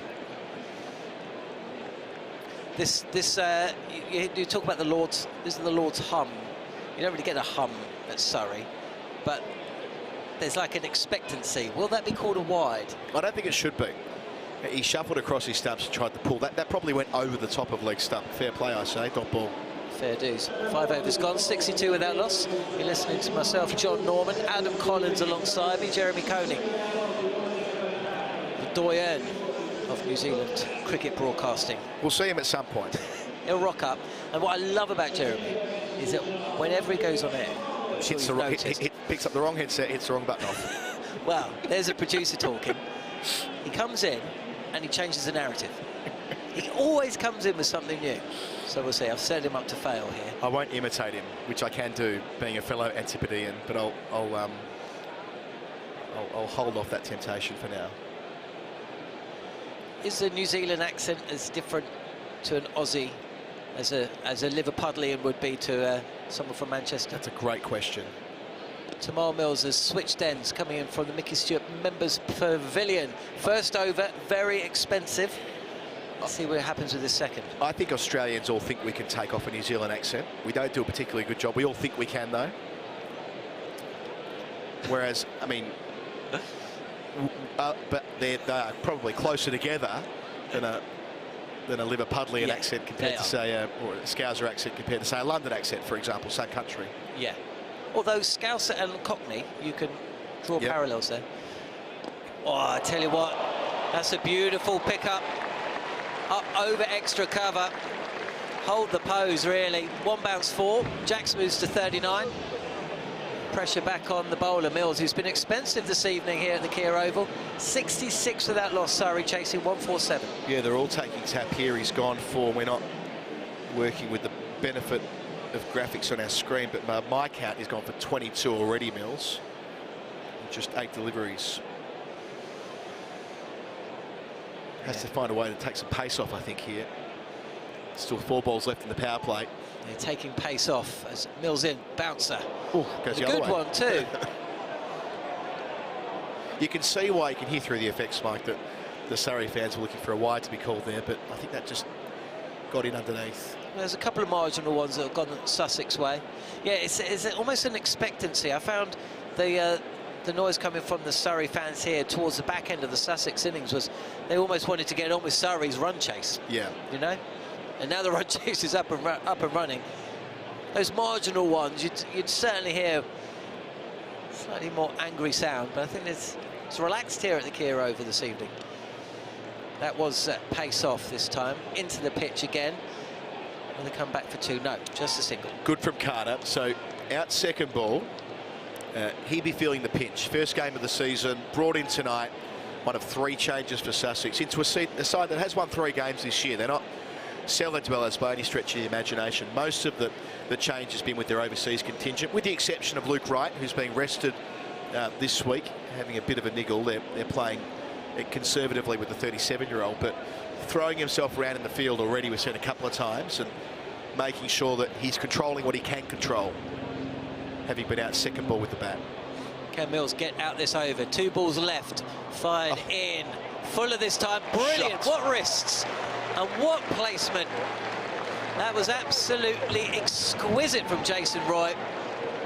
Got forward, got across, and just whipped the ball square of the wicket and away for 4. 71 without loss. Surrey chasing 147. Well, just no backswing. Probably the best compliment you can pay to that shot. That's Butler-esque. That is a hockey slap from outside the off stump into barely any gap to speak of. He's bisected the 2 boundary riders and reached 25, getting Surrey beyond 70 inside the power play. 1 ball to go. I bet he goes again. He tries to. Doesn't quite time this one, though. Picks out one of the 2 fielders stationed by the boundary on the leg side. And that is at the end of the power play. Wow. We surmise that Surrey will be aiming for 50-60. They got 72. 72 without loss. They've broken the back of the run chase inside 6 overs.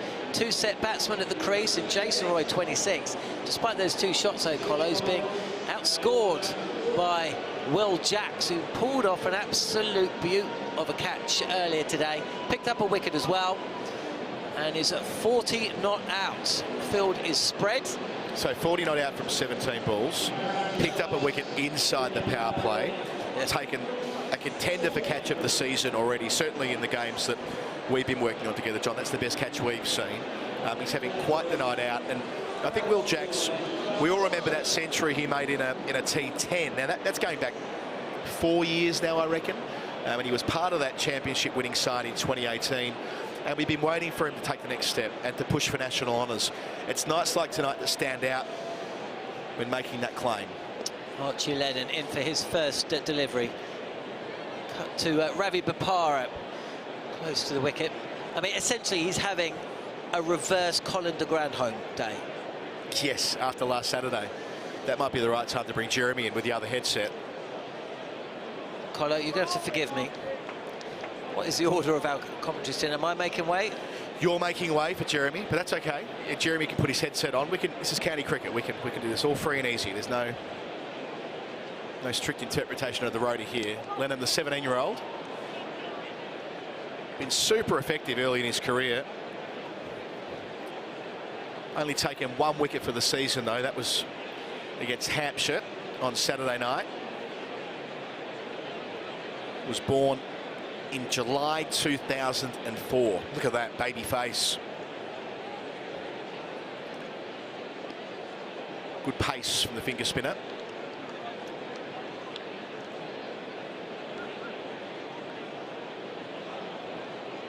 Steeped in history. His father Neil, over 10,000 first-class runs. Granddad Les played 300 games and 13,000 runs. And here's the third generation Lennon. Pulling through the onside is Roy. It was Jason Roy, Jeremy, who Archie Lennon took a spectacular catch-off last year at the Oval in this corresponding fixture when he was a 16-year-old. It was his third game. The game got rained off eventually. A bit of a theme of these games in recent years. They've had 5 games abandoned due to rain in the last 10 years or so. Lennon to finish. Good first over. Sneaks through here for a single. Jacks retains the strike on 42, but after the power play, settled down just a tad. 4 runs coming from it. 76 for none, Surrey. They're beyond halfway. 71 to win. They've got loads of time on their side. But running back with the flight, 16-year-old Jason Roy, huge top edge, so much work to do, diving effort. I think it was a game on Sky as well, so it gets even more prominence. And it wasn't long after that they said, you can have a full-time contract, young fella. And here he is, 17 years of age, and back at the Oval for his second game. Well, it's good to see, you know, getting a young leg spinner. And Sussex have had to do that, haven't they? Pick some young players. Yeah. And so, you know, that's... I mean, he's going to... As long as people support him, his captains support him. Luke Wright would have done that perhaps last year. I hope that continues this year as well. Not easy for him. Yes, he is. Look, he looks as if he really should be in shorts. Well, you see some 17-year-olds that look like they're 23, don't you? I mean, you see, he doesn't... No. He looks like he's 14. Part of his charm. Here's Ravi bowling the 8th over. Bapara, the captain, from the pavilion end. Can he slow Jacks down a little bit? He's made himself to 42 from 19 balls. He's been impressive. Jacks is extremely impressive at the moment. Continually eager and adventurous. Timing the ball and unloosing strokes very easily across this ground, and very good timing with it. So he's 23 now, Jacks, 23 years of age, that is, taking his single to deep point. I know we're nearing a couple of World Cups, so it's a hard side to get into for England, but it doesn't feel like he's that far away from being talked about and getting in some squads. Would that be your impression as well? I can't really comment on that. I don't know enough about it, but you can see class. Yeah. And this is a good pitch. I keep underlining that. Back to Roy. Pace off, can't beat cover. I suppose the better question would be, does he look to you like a player, if he were turning out for England in a white ball game soon, that he wouldn't look out of place, would he? Well, he doesn't look out of place in comparison to Jason Roy, does he? Who's played a couple of nice straight drives, yes, and a little flick of delight through the leg side. But other than that, I mean, it's been Will Jacks that's caught the eye, to be honest. After that spectacular catch earlier, and a wicket with the ball. Roy gets off strike this time. He's 29. Had a good night, hasn't he?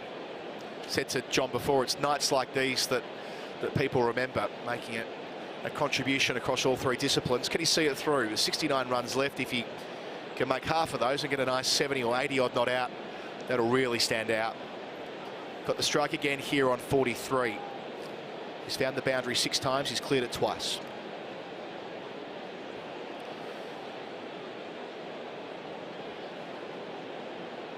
Fine leg, third man inside the circle. Clipping out to deep backward. Bapara, 37 years of age. We were talking about Luke Wright before, also 37, missing a couple of games this week, just out of management, really. They're trying to make sure he gets through the entire season. Bit of a niggle we heard reported last week. They're an easy team to like, Sussex, but haven't done the job so far this evening. Need a wicket desperately to stay in the game, to hold on. they won't here. So a gentle couple of overs at the end of the power play. Surrey 80 without loss after 8. Yeah, this game's going to be over fairly quickly. You just sense Tamal Mills has had a go, and you know, McCoy's had a go, but anything they try to do, these two opening batsmen for Surrey just seem to have answers, and quite clearly 147 is not a big total to chase on a surface like this, one short of the Conservatives the other night. So Lennon continues his wrist spin, carved out the deep point. So yeah, we were talking before about net run rate as well. It's a good opportunity for Surrey to really put a gap between themselves and the rest of the South group. Yeah, already they'd be above 2 now in the live reading of net run rate. That's up-ish. Good again from Lennon. Just a single, no boundaries off the spinner as yet. But yes, they'll move here to 5 wins and 1 no result. They'll be at 11 points after 6 games. So they'll have 1 foot in that quarter-final, albeit at a time that they're going to lose players for England duty. Oh, that's bigger. That's to the short boundary. That's well into the crowd. And I think, judging by the response, that's another Keir catch put down. You can hear the big sigh through the effects mic. I don't think we quite caught it the first time around, but yes, some young fellas back there throwing his hat on the floor. Misses his chance to win £1,000 quid. Yeah, just a little bit straight, and also the length that encouraged Roy to play the stroke. We'll always remember that World Cup in New Zealand. Reverse sweep here.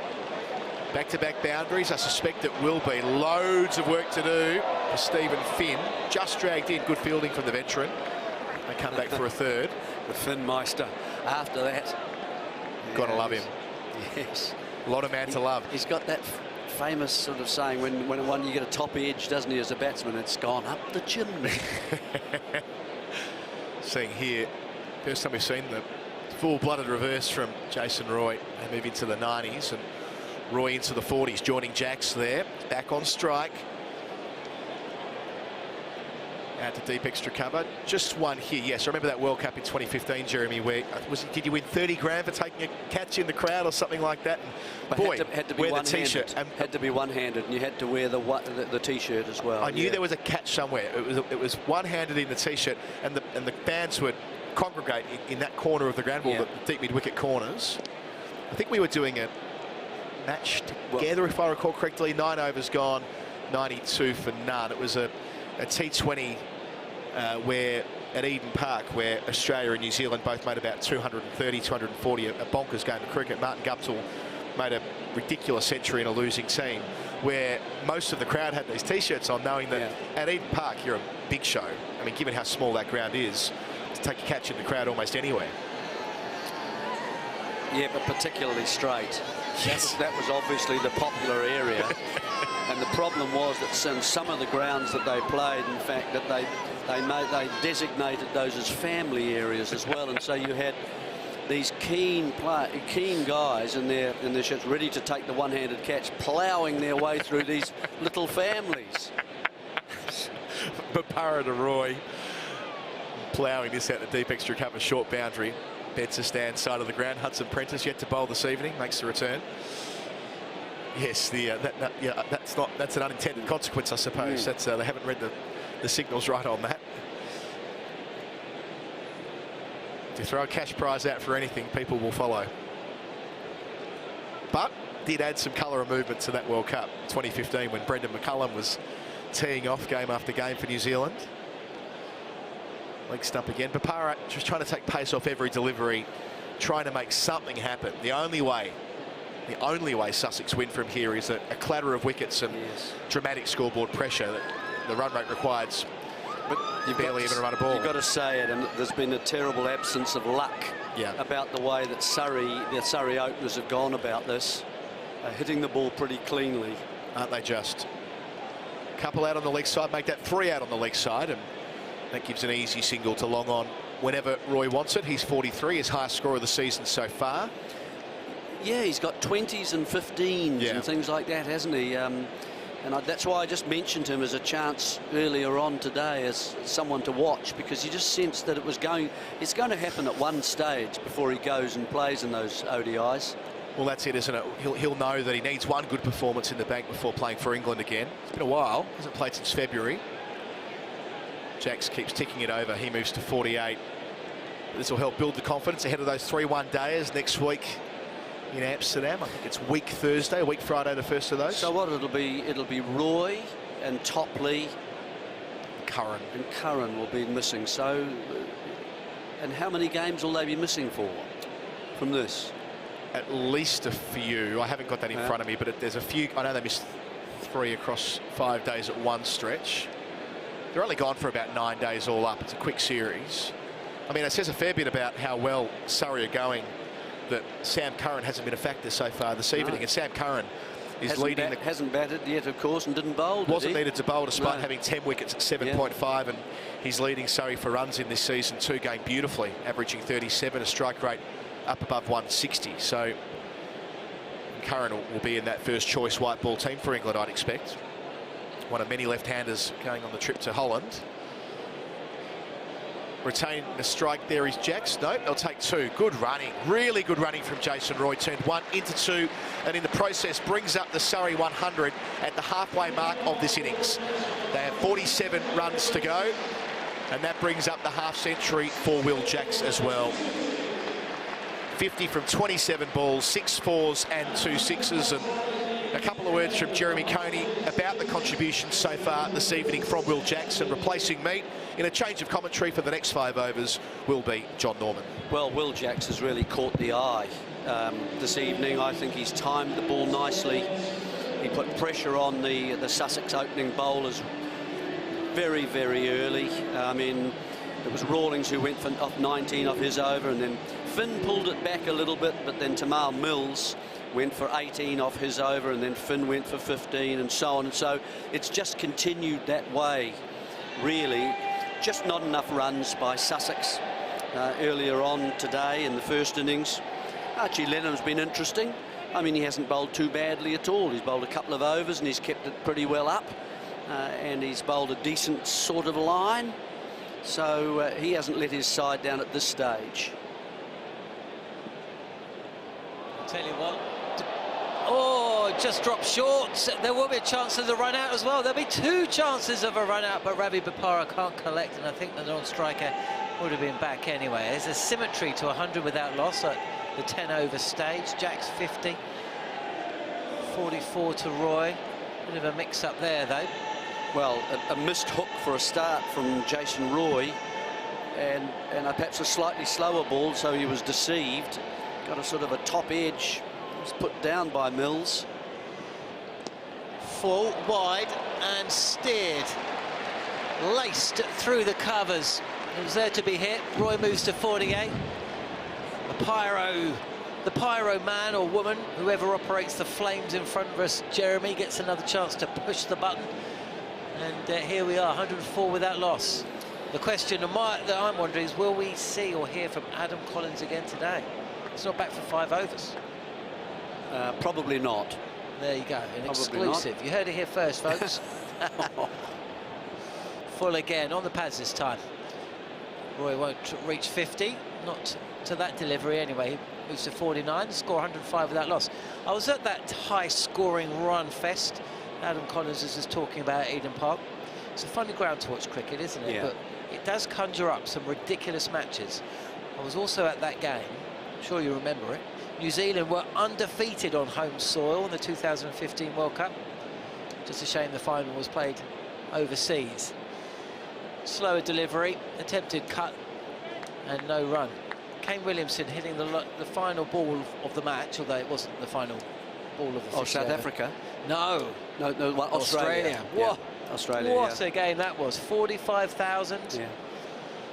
Australia That's put on... one of the few times I've seen Kane smile on the field. And just a small smile, just a smirk. Yeah. Last ball. Last ball of the over. Short and almost like a paddle pull. Down to backward deep square leg for a single. So, where are we? 51 to Jacks, 49 to Roy, 106 without loss to score. Surrey chasing 147. I'll tell you what a match this will turn out to be if they don't chase those runs down. And an embarrassment of riches, really, for Surrey when it came to the bowlers. Choices everywhere. Panoply of top bowling talent, but Sussex, on the other hand, I mean, they're going to need well, they're going to need a miracle, really, aren't they? I mean, do you think at this stage they're even thinking net run rate, or is this one of those games that you just toss out the window? They just keep going. They're very cavalier with the way they approach the game. Very free, but they also play decent shots, aren't they? It's not as if we're seeing slogs, I don't think. What we're seeing is just well-controlled, sort of trenchant batting that's from them at the moment. A bit of a conversation taking place on the outfield. Is that Lennon going to get another delivery? It was McCoy bowling the last of his 2 overs. 6 bowlers used. I'm not sure we're going to see Rawlins again. His first over was exceptionally expensive. And really, it set the tone, did it not, Jeremy? A smallish total, 147, when you consider they're playing this big ground, experience throughout the Surrey batting lineup. What they needed was 2 or 3 tight overs and maybe just to nip out 1 or 2 of the Surrey batters, and essentially the opposite happened. Another run to the score, 107 without loss.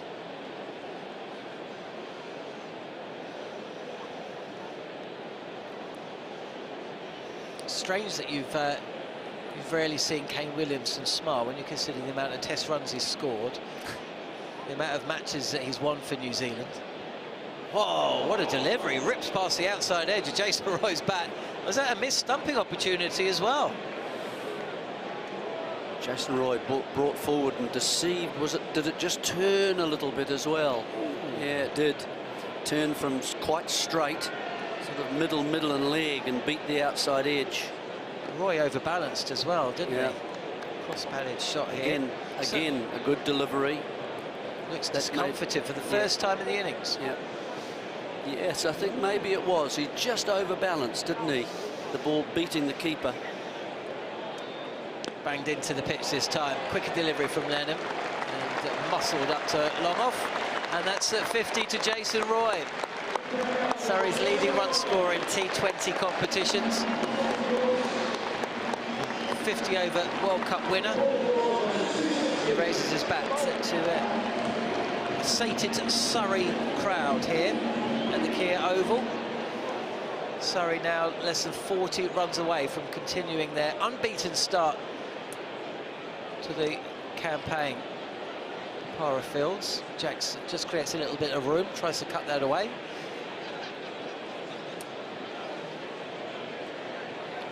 Do you think Kane Williamson will be smiling at the end of the second Test match, Jeremy? I have no idea. John, you can't ask me those sorts of questions. I mean, I hope so. But do you think? Do you fear? Look, I think the first Test match could have gone either way until the last morning, where New Zealand didn't really play very well at all. They could have done with de Grandon. He wasn't there. The bowlers didn't bowl very good lines. They bowled 5-4 fields, and they didn't try 6-3 or 7 anything. They didn't try anything. So I thought they had a really bad conclusion to that Test match. Root looked totally in control. Well, he has an air of permanence at the crease, Joe Root, doesn't he? And there are a few English batters that you can say that about, certainly in the last 2 or 3 years, but Root is certainly one. You see Obed McCoy for his 3rd over. Good length delivery. Where was Jacks trying to play that shot there, Jeremy? Offside, down the track? I think just down the leg side, actually. Down the leg side? There's no one at mid-on, is there? In fact, there are quite a few areas on that onside to get the ball into without trying to play the ball too hard, and you'd get a couple. You get 2, wouldn't you? Keep it inside the 30-metre circle. Flex of the knees. Ooh, it's aerial for a moment, but safe. Another run to the score. Yeah, I do a lot of work with Steve Harmison, and after day 3 he said that whoever wins this test match, one of the dressing rooms is going to be sitting there wondering how the hell they lost. And it was one of those tests, didn't it? 132 all out, and then a deficit of just 9. There's a catch, and there's the first wicket of the evening for Sussex. They've claimed a scalp as Jason Roy. He's sliced a delivery from Obed McCoy to backward point, and he's got to go for an even 50. 110 for 1, Surrey. Yeah, just using the wrists to get it very square, and he's actually at the same time, he's got underneath the ball, and he's picked out, was that Allsop? I don't know who that exactly that is there. He's comfortable, it's straight to him, around about knee height, 2 hands, and Jason Roy departs. A much better innings, I would say, than some of the ones that he's played. He's been out to left-arm spinners in the last couple of games and getting bowled. But that's some lovely drives straight down the ground early on, I thought. And then that one little stroke through mid-wicket, I thought was a nice little flick off the pads. So this brings Curran, is it? Yes, yep. Sam Curran coming out now, the left-hander. Didn't bowl this evening, which was a slight surprise. Not that Surrey necessarily needed him, but you know, he's been very successful this season, topping the wicket-taking columns. He's up there in the run-scoring columns as well. He's been in really good form, hasn't he? Getting 50s and 60s and so on. These two, in fact, at the crease at the moment, I think have enabled, you know, Surrey to continue to play at this sort of high-voltage kind of pace throughout their innings. Well, I wonder on a decent pitch. I wonder if, like Jason Roy, Sam Curran is benefiting from an enforced break. I mean, when you were playing the game professionally, there must have been periods where you wouldn't play for a month, maybe 2, during the off-season, or you know, there wasn't the opportunities then that there are now to play in all these different formats. No, that's right. So you know, you would get a break, wouldn't you? Yep. And the modern-day player, when you've got 2-3 tournaments taking place at the same time in different parts of the world, you can essentially just go back to back to back, and something has to give after a while. So this just gives Sussex a little glimpse of trying to just hold Surrey for a moment or two here. Full delivery, and I tell you what, it was Carter, I think. If that had been a yard or 2 closer, I'm not sure if Curran would have come through for the single, but it could have been tight either way. Off the mark first ball, and the last game I commentated on here, he was 6 and out, so literally faced 2 deliveries and smashed the spinner into the stands, just below us here on the left of the JM Finn stand. Aimed for an exact same shot next time out and skied it. So drop short of the fielder. Another run to the score. Nelson up here at the Kia Oval. These long summer evenings, floodlights are on. Jax just doesn't seem happy at the moment. He's a bit sort of frustrated with getting all these ones. He feels that perhaps he should be scoring a bit more quickly. And he's picking out people on the boundary and those kinds of things, and it's getting to him. Well, he was going at a strike rate of 280 after 12 deliveries. Oh, edged onto his stumps, and Sam Curran's innings lasts for just a couple of deliveries again this evening. Well, Jeremy Coney was saying that could this be the moment that Sussex can just exert a little bit of pressure back on Surrey? Well, 2 quick wickets has done that. Curran's got to go for 1.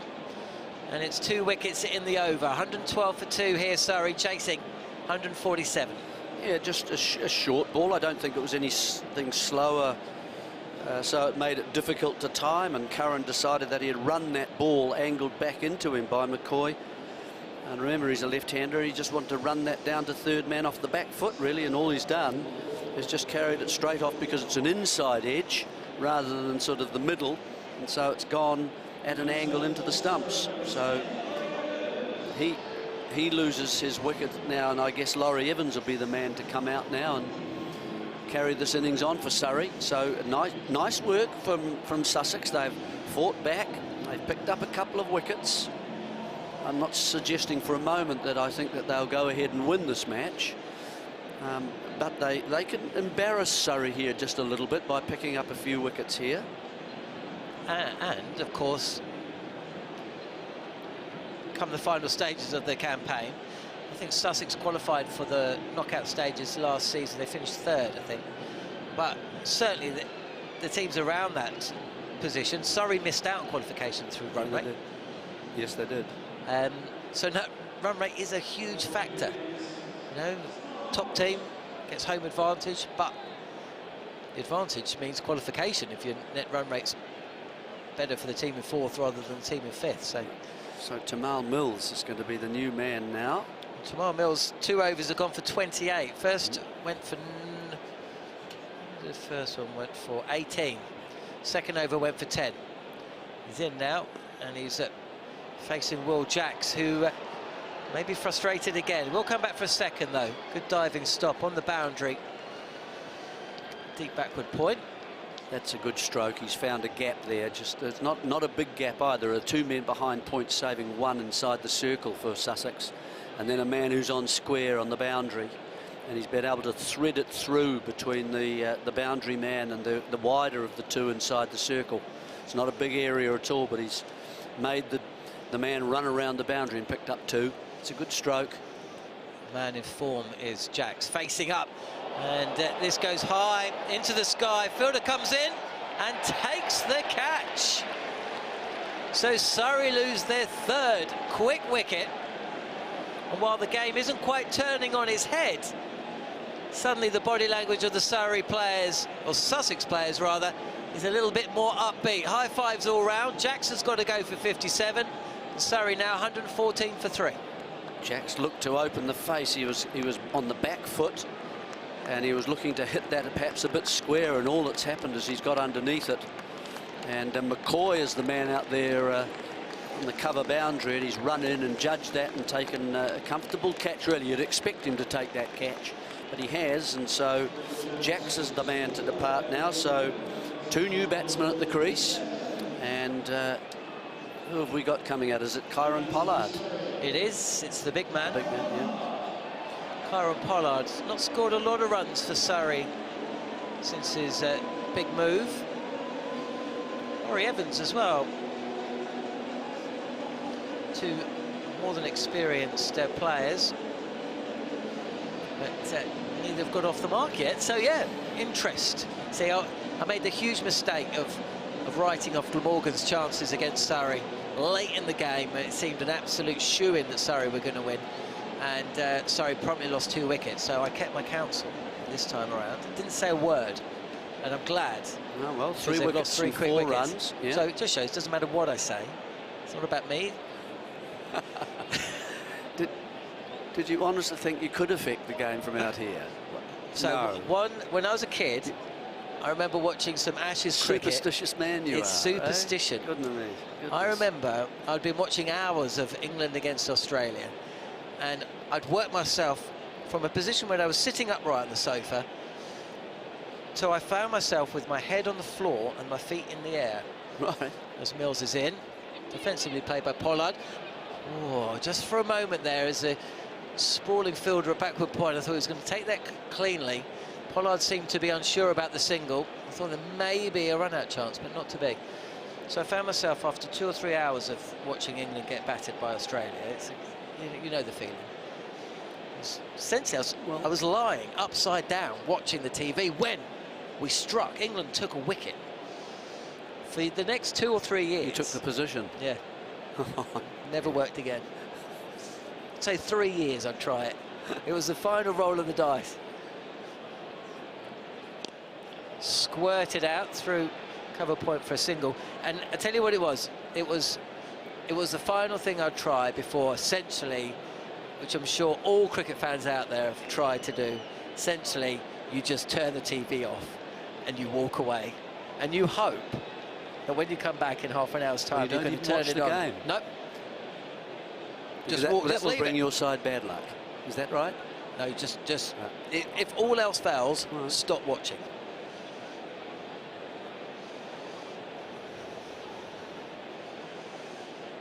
Mills in, and again, just Pollard takes the single. I mean, there's no rush whatsoever, is there? Let's have a look at the equation, shall we? 147, we know, is the target. So essentially 30 runs needed. 37. I'm just straining to look at the scoreboard to the left of me. My glasses aren't doing quite the job I'd hope.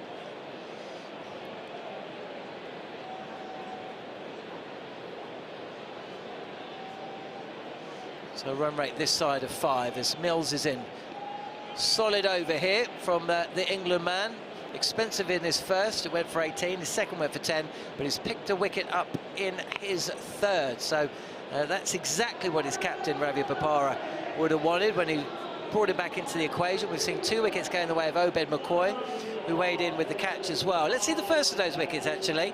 Full delivery, wide, and steered to backward point. All the wrists from Jason Roy. Deflected onto his own stumps, a little bit like Daryl Mitchell in the Test match against England. And this one high and comfortably pouched by that man again, Obed McCoy, who is going to be bowled out. Is he? No, he's absolutely done me like a kipper there. It's actually going to be Archie Lenham to bowl another over. I think this is his last over, Archie's, isn't it, young Archie? I think so, if my eyesight is going to work. Well, it's not a bad idea. You know, wickets have fallen. The batsmen, therefore, are looking not to take a huge element of risk about their stroke making. At the moment, Down taking his guard, taking the bail off and whacking it into the ground. That's the style. Kieran Pollard.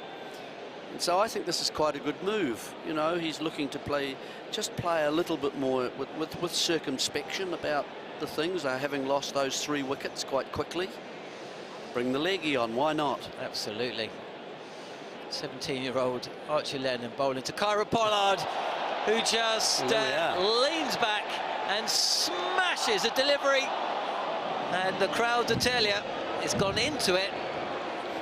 And somebody is ruining the chance they had to catch £1,000. Head in hands time.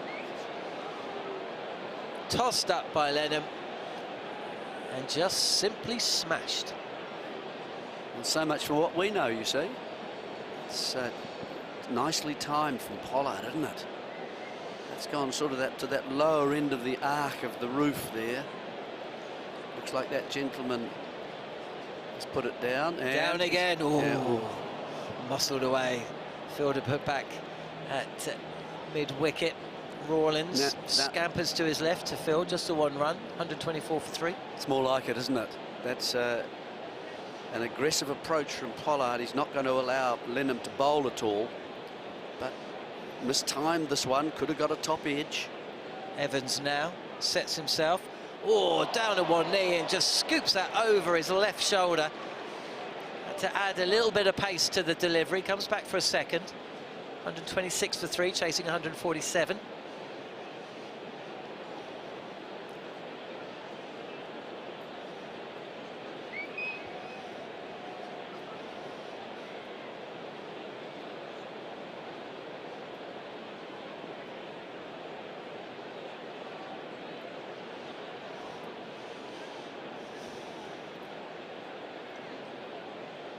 Bit of a hum here. Tossed up again on off stump, played nicely up to long off. This is the matchup. You can hear a little cheer. The crowd want this. They want Kieran Pollard to see if he can replicate what we saw from the first ball of the over. What a scalp it would be, though, for Archie Lenham. Pollard will have a crack, will he? I think so. Fielder's back. Long off, long on. Goes again. Squirts out, but it'll just bounce short of Tamar Mills, who applauds from the boundary. Well bowled again, Lenham. I was going to say, small little victory there for Lenham. Yeah, that's 2. He's had 2 good ones. He's okay. He's been deposited into the stand once, but since then he's been in control. Final ball of the over, and it'll be a dot ball to finish. Nice little over, and a round of applause from Jeremy Coney up here in the commentary box, high up in the JM Finn stand. Well, 5 overs ago, I wondered aloud whether we'd see Adam Collins again. Yeah. We thought not. We were wrong, not for the first time. After a little word from Jeremy Coney, it will be the main man. Adam Collins of Surrey, sitting pretty, 128 for 3, chasing 147. Well, it's been a bit of a mixture for the young man Lennon, but certainly that last over will be the best of his offerings tonight. Man looking to attack him, Kieran Pollard, produced 2 false strokes. And Laurie Evans just played him quite nicely over the keeper once and then punched him back to long off. Wasn't going to take too many risks, but here's Tamal Mills again. They need their experienced seamers here, don't they? They've got clobbered in the power play, as does Mills here. Goodness me. Have that. Into the Benzer, probably into the dressing room. I know it's a short boundary, but he is given that everything. Pollard to 16. That's been bludgeoned, hasn't it, really? Well back in his crease, you can see there. Oh, is he taking it? I think we've got a clear catch. Jeremy, I think I've got to take you back to radio. I think if you don't go back to radio, I'm going to get in trouble. Yep. We'll speak to you later. Thank you for your contributions this evening. Cheers, mate. Jeremy Coney will be all over the social media feed after the result, I believe. We'll be chatting to Kate Mason later. Mills bowls, and John Norman rejoins me. Hello, John. Oh, mate. I tell you what, that was one of those evil ones, isn't it? Have you ever been in the crowd when the 6 has landed about 5 rows in front of you and it's skimmed off the person? I mean... Oh, I think he dragged it back down with him. He's missed it. How many thousand? I mean, had they taken all their catches tonight, it's gone just over the top. I mean, who's there for the crumb? You got to have your presence of mind in a situation like that, I reckon. I tell you what, I hope you got gum shield in, because that ball could take somebody out. Slightly posher seats in that side of the ground as well. Oh, that's 4 more. That is hit with real authority by Evans. They won't be leaving this to the 18th or the 19th. They'll be finishing it, I would say, on this trajectory in about the 17th. Evans, who's been around the world a couple of times on T20 domestic duty in the last 12 months. Well, I tell you what, Kylo, we've got 3 balls left of this over. Yeah, that's a good point. This could be done in 16. And I've said throughout that they should be looking to finish the game as quickly as possible. It's like another win. I mean, by being that far ahead on net run rate, it's effectively another win in terms of whether they get the home quarter, if it plays out that way, or if they fall away, and they could, losing their England talent over to Amsterdam next week. Could be a fun trip. They might come back a bit worse for wear after a week in Amsterdam. 139 for 3. Pace off from Mills. He's gone around tonight, Tamal Mills. What's his... we have no board that has 18 from the first over, 10 from the second. He took a wicket in his third, which was... 44 he's gone. 45, sorry, he's gone for. More inexpensive, but this one's gone the distance as well. I'm not sure if it's part of the charm or otherwise here at the Oval, where you've really got to have your wits about you in working out the runs off a bowler. I can't say with any real authority how many runs Mills has gone for at the 2 scoreboards here at Kia Oval. I could take a punt. Back yourself. Mills, 2 balls to go. Steered away. Yes, Kieran Pollard into the 20s. He went big to start the over. All that muscle and timing, and then it was the touch, it was the nuance. Nonchalant. It's surprising how many runs you see scored through essentially vacant first or second slip with a fielder in a kind of gully 5th slip position. Saw that repeatedly, and through, that was a genuine shot, but through thick outside edges, they very often fly unerringly through that gap. Kate Mason has to rush downstairs. This could be over this ball. Last ball of the 16th. 3 to win. Kate Mason is hoping it isn't. Oh, and no, it won't be. You can chill out, Kate. She will make it. You have another over to get downstairs. 145 for 3. By my count, that has Mills having had 50 taken off his 4 overs. He wouldn't have had many dirtier days in terms of run conceded across his glittering career. Pollard up to 22 from 9 deliveries, and he retains the strike as well. Evans in on the act with 9 from 7 balls. Adam Collins, John Norman seeing this one through. Sussex made 146 from their 20 overs, losing 7 wickets, and Surrey are on the cusp of a 5th victory. Yeah, and this is a Surrey side that is just showing, it's flexing its muscles now, isn't it? We've had runs now from Pollard, we've seen another 4-over spell of bowling from Narayan, just one boundary coming from it. We've seen runs from the opening batters again. McCoy to finish it off, he's got 2 wickets. Full toss here, and Pollard can't quite catch up with it. You know, this is a side that has essentially rested one of its leading wicket takers in Sam Curran.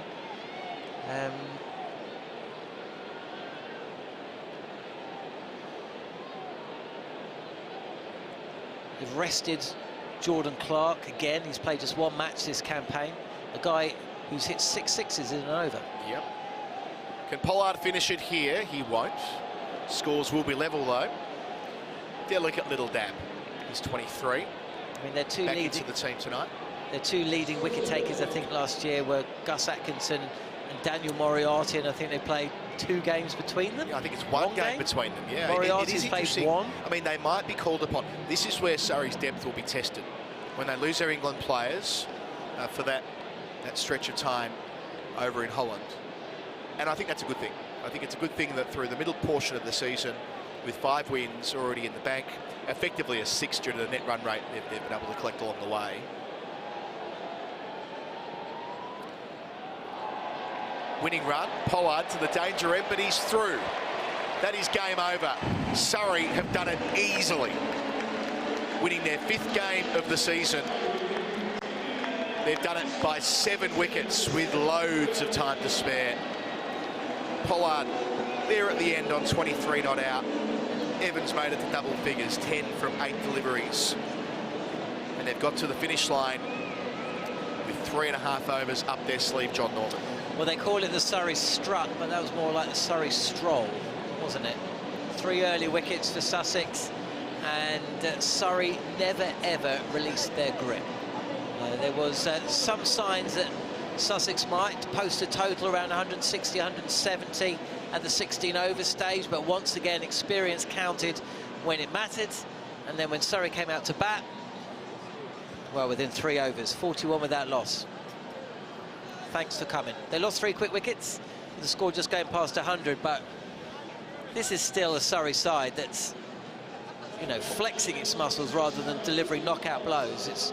It's going to be interesting to see how good it can get. Yeah, they're going to be tough to beat with Jackson Roy at the top of the list. Now, the ladder, Roy now goes away for England duty.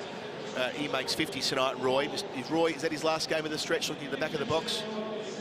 So, play tomorrow at Lords, I'm told, Jason Roy. So they're not losing their England players after tonight. They then go into the England camp, they then go overseas. So Roy, one more opportunity before going away, but 50 from 41 balls. 2 big sixes down the ground, John. That's the kind of note he'll want to finish this stretch on. Hasn't really dominated the game. And then Will Jacks down the other end. A stunning catch to get the party started. Picks up Rawlins caught at backward point or short third with his 3rd delivery of off spin. First time he's bowled in the tournament, I should say. And then 57 from 37 after bringing up his 50 in just 27 deliveries. 6 fours, 2 sixes. I say a player for the future at 23 years of age.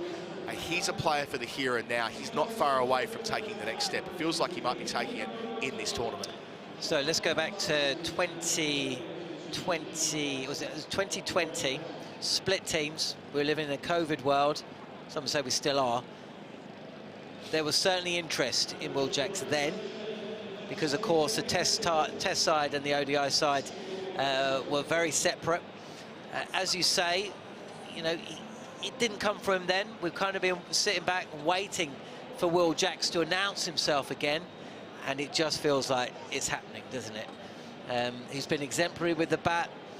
He can bowl a couple of overs of spin in there as well, and essentially he has made that fielded position his own, hasn't he? Depending on whether it's a left-hander or right-hander, he is stationed at point or deep square leg, and he has made himself in his side.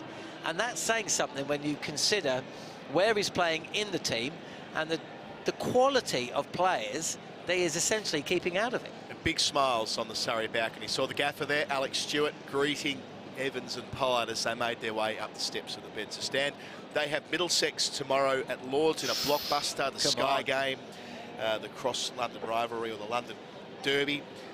And then it will be a long break, an 8-day break before returning to the Oval to play Middlesex a second time. Just waiting to see whether we're going to get an interview pitch. So we are.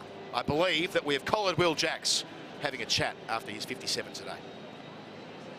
Will, congratulations on that epic win.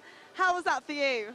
Yeah, brilliant. Obviously, we came in 1-4 and had one rained off, so we want to continue our momentum. We've got one more game before the championship break, so we're looking forward to win that tomorrow night, hopefully, and continue our run at top. I mean, you're in cracking form. Just talk us through that fantastic catch on the boundary there. I kind of misjudged it a little bit and then kind of just stuck my hand up, had to keep my balance, and yeah, I guess it felt pretty good. And another half a century for you and for Jason Roy. Just talk us through that partnership. Yeah, we love batting together. We kind of feed off each other. We know what the other one likes. And that's the first time this year we've put on 100, so that was good fun. We really enjoyed it, and long may it continue. And it's not too long until your next game. Of course, you go again tomorrow against Middlesex at Lords. How are you feeling about that one? Yeah, good. It's always good to play the London Derby, and at Lords, obviously, a very special place. They're doing all right in the group as well, so we'll be looking to continue our momentum and, yeah, give one up on, really. Preparation-wise, there's not much time. What happens between now and then? Go home, get some good rest, eat some food, and then wake up and go to Lords. That's it, pretty much. Go again. Thanks for your time. Well done tonight. Thank you. Lovely to hear from Will Jacks after a really great performance tonight. He was on his 99th T20 after 2 sixes earlier on this evening. Didn't make it to his 100th, but he had a great performance with the bat as well. And what about that catch on the boundary? A beautiful catch to get started in the first over this evening. He was by far from the only brilliant performer here tonight. Reece Topley also making a great catch, bowling well. Chris Jordan as well with a double wicket maiden over. In the end, Surrey really had too much for Sussex. We thought it was going to be a bigger total that they were putting on the board, but 147 proved fairly comfortable to get for this excellent Surrey side. Let's take a look at the highlights of this game. Well, any hope Sussex had of keeping Surrey in check, well, it really went in the first over of the innings. 19 coming from an exploratory over from Delroy Rawlins. Jason Roy with the first of 2 sixes in that opening over. Stephen Finn came on and actually bowled quite nicely. This flicked through mid-wicket for 4, the only boundary from otherwise an excellent over. Mills, though, expensive this evening, crashed through the covers on this occasion. His 4 overs ended up going for 1 shy of 50, and it was all about 50s for both opening batters and also big sixes. As Will Jacks, who at one stage had a strike rate of near on 300. He wasn't to continue at quite such pace, but it was still pretty entertaining for another good Surrey crowd who were treated to Jack's full range of stroke plays. Stroke play as he moves away from the crease and just lifts another delivery from Mills up and over. Sussex did enjoy some success through Obed McCoy, but not before Jason Roy with a shot of the day. Glorious straight drive for 4. And Mills on his resumption, once again expensive. Archie Lennon, who made a name for himself on social media a couple of years back with a wonderful catch to dismiss Jason Roy, was given a little bit of treatment, but bowled some wonderful deliveries along the way as well. This time, another key catch going down in the outfield.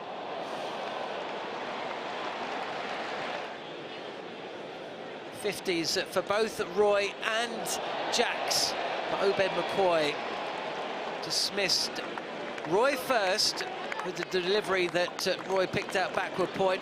Allsop with the catch. Moments after going past the milestone.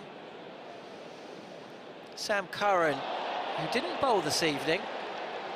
Surrey utilising 7 bowlers, but not Sam Curran, deflecting a ball back onto his own stumps, just second ball. So that was 2 wickets in and over for Obed McCoy. And McCoy was to get back involved in the action moments later. Mills with the breakthrough, McCoy with the catch. and Surrey's openers were both back in the pavilion. 50s next to their name, but it was over to Laurie Evans and Kyron Pollard to see the team home. Pollard targeting Lennon, the first ball of his final over. Timing and power, and another drop. He was to bowl out the rest of his over, showing some good skills along the way. Pollard and Evans unbeaten at the close. Evans steering this nicely past extra cover for 4, meaning when the end came, it was assured and expected. Cultured from Pollard. So we do finish early here at the Kia Oval, and we've had a great time. But Jeremy Coney tells me it's long past his bedtime. Yeah. So we've managed to gather him up just for a few final thoughts on that one. Did you enjoy yourself tonight, Jeremy, first of all? Yeah, I did. You'd like perhaps a bit slightly closer match, but that's okay. These sometimes happen.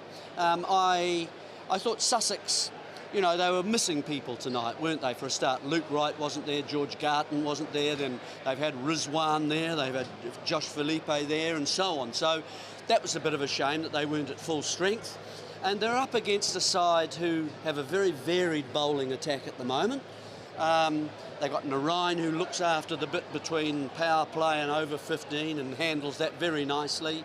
They've got left-arm quicks, they've got right-arm quicks, and so on. No one has a chance against Surrey. No, so yeah, and I think 146 was never going to really test the way that Surrey have been batting at the moment. They're aggressive, and Will Jacks looks a really classy batsman at the moment, frankly, and happened to be Jason Roy's night. It wasn't Sam Curran's one. So overall, I think there was a thoroughly deserved victory, and I don't think you could say too much more. Well, you might say a lot more. No, I mean, we're about gonna let you get off to bed, don't worry, shortly. But just, well, it looks as though maybe, you know, Robert McCoy, when he got his couple of wickets, it looks as though there might be some sense that Sussex could at least make a bit more of a contest of it at that stage. But in the end, as you say, these Surrey guys had too much fun. And let's not forget, Will Jacks not just batting, but also making these catches. Reece Topley as well. Anyone else you'd like to highlight? Yeah, well, that catch of Will Jacks, I mean, the fact that it was Bapara as well, who's who elevated himself to open. So if they were going to get a total, they needed Bapara to get runs. And that was a fine catch. I don't know why he made it look so difficult. You know, the Russian judge gave it 10, but you know what I mean. It was really... So, sorry, you're saying he sold us the catch a little bit? Well, that's what they do nowadays, you see. That's it. But however, good, terrific catch. I like the look of young, the boy who looks really as if he should be in shorts, and the young lad from Sussex, the leg spinner. I can't remember his name. Someone will tell me. Come on. That's what. Yes. Yes. Yes. Sorry, I wouldn't like to think of anyone should be in shorts, but I get what you young. mean. Yeah, that's right. Yeah. And so I thought he looked okay actually as a leg spinner, as a prospect. And he tended to go straight at the target, and he got it to turn. Okay, he got deposited once into over the boundary, but then could have had a top edge of Kyron Pollard. So there are signs there, but they weren't quite the standard of Surrey today. Okay.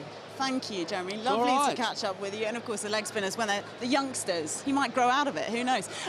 Lovely to chat to you. Yeah. And congratulations, of course, to Surrey as well. So they finished top of the South Group again. They extend their lead. They're doing extremely well. What a show we've had tonight. Thank you so much for joining us here at Surrey County Cricket Club, here at the Oval. It's been full of great guests, including Jeremy Coney, New Zealand captain, amongst others. So thank you for joining us. We'll be back next week. We've got a few games on the road before then, but we'll look forward to having you then. Also, follow us on Surrey County Cricket Club. Do follow us on Twitter if you can, and we'll look forward to seeing you next time. Take care.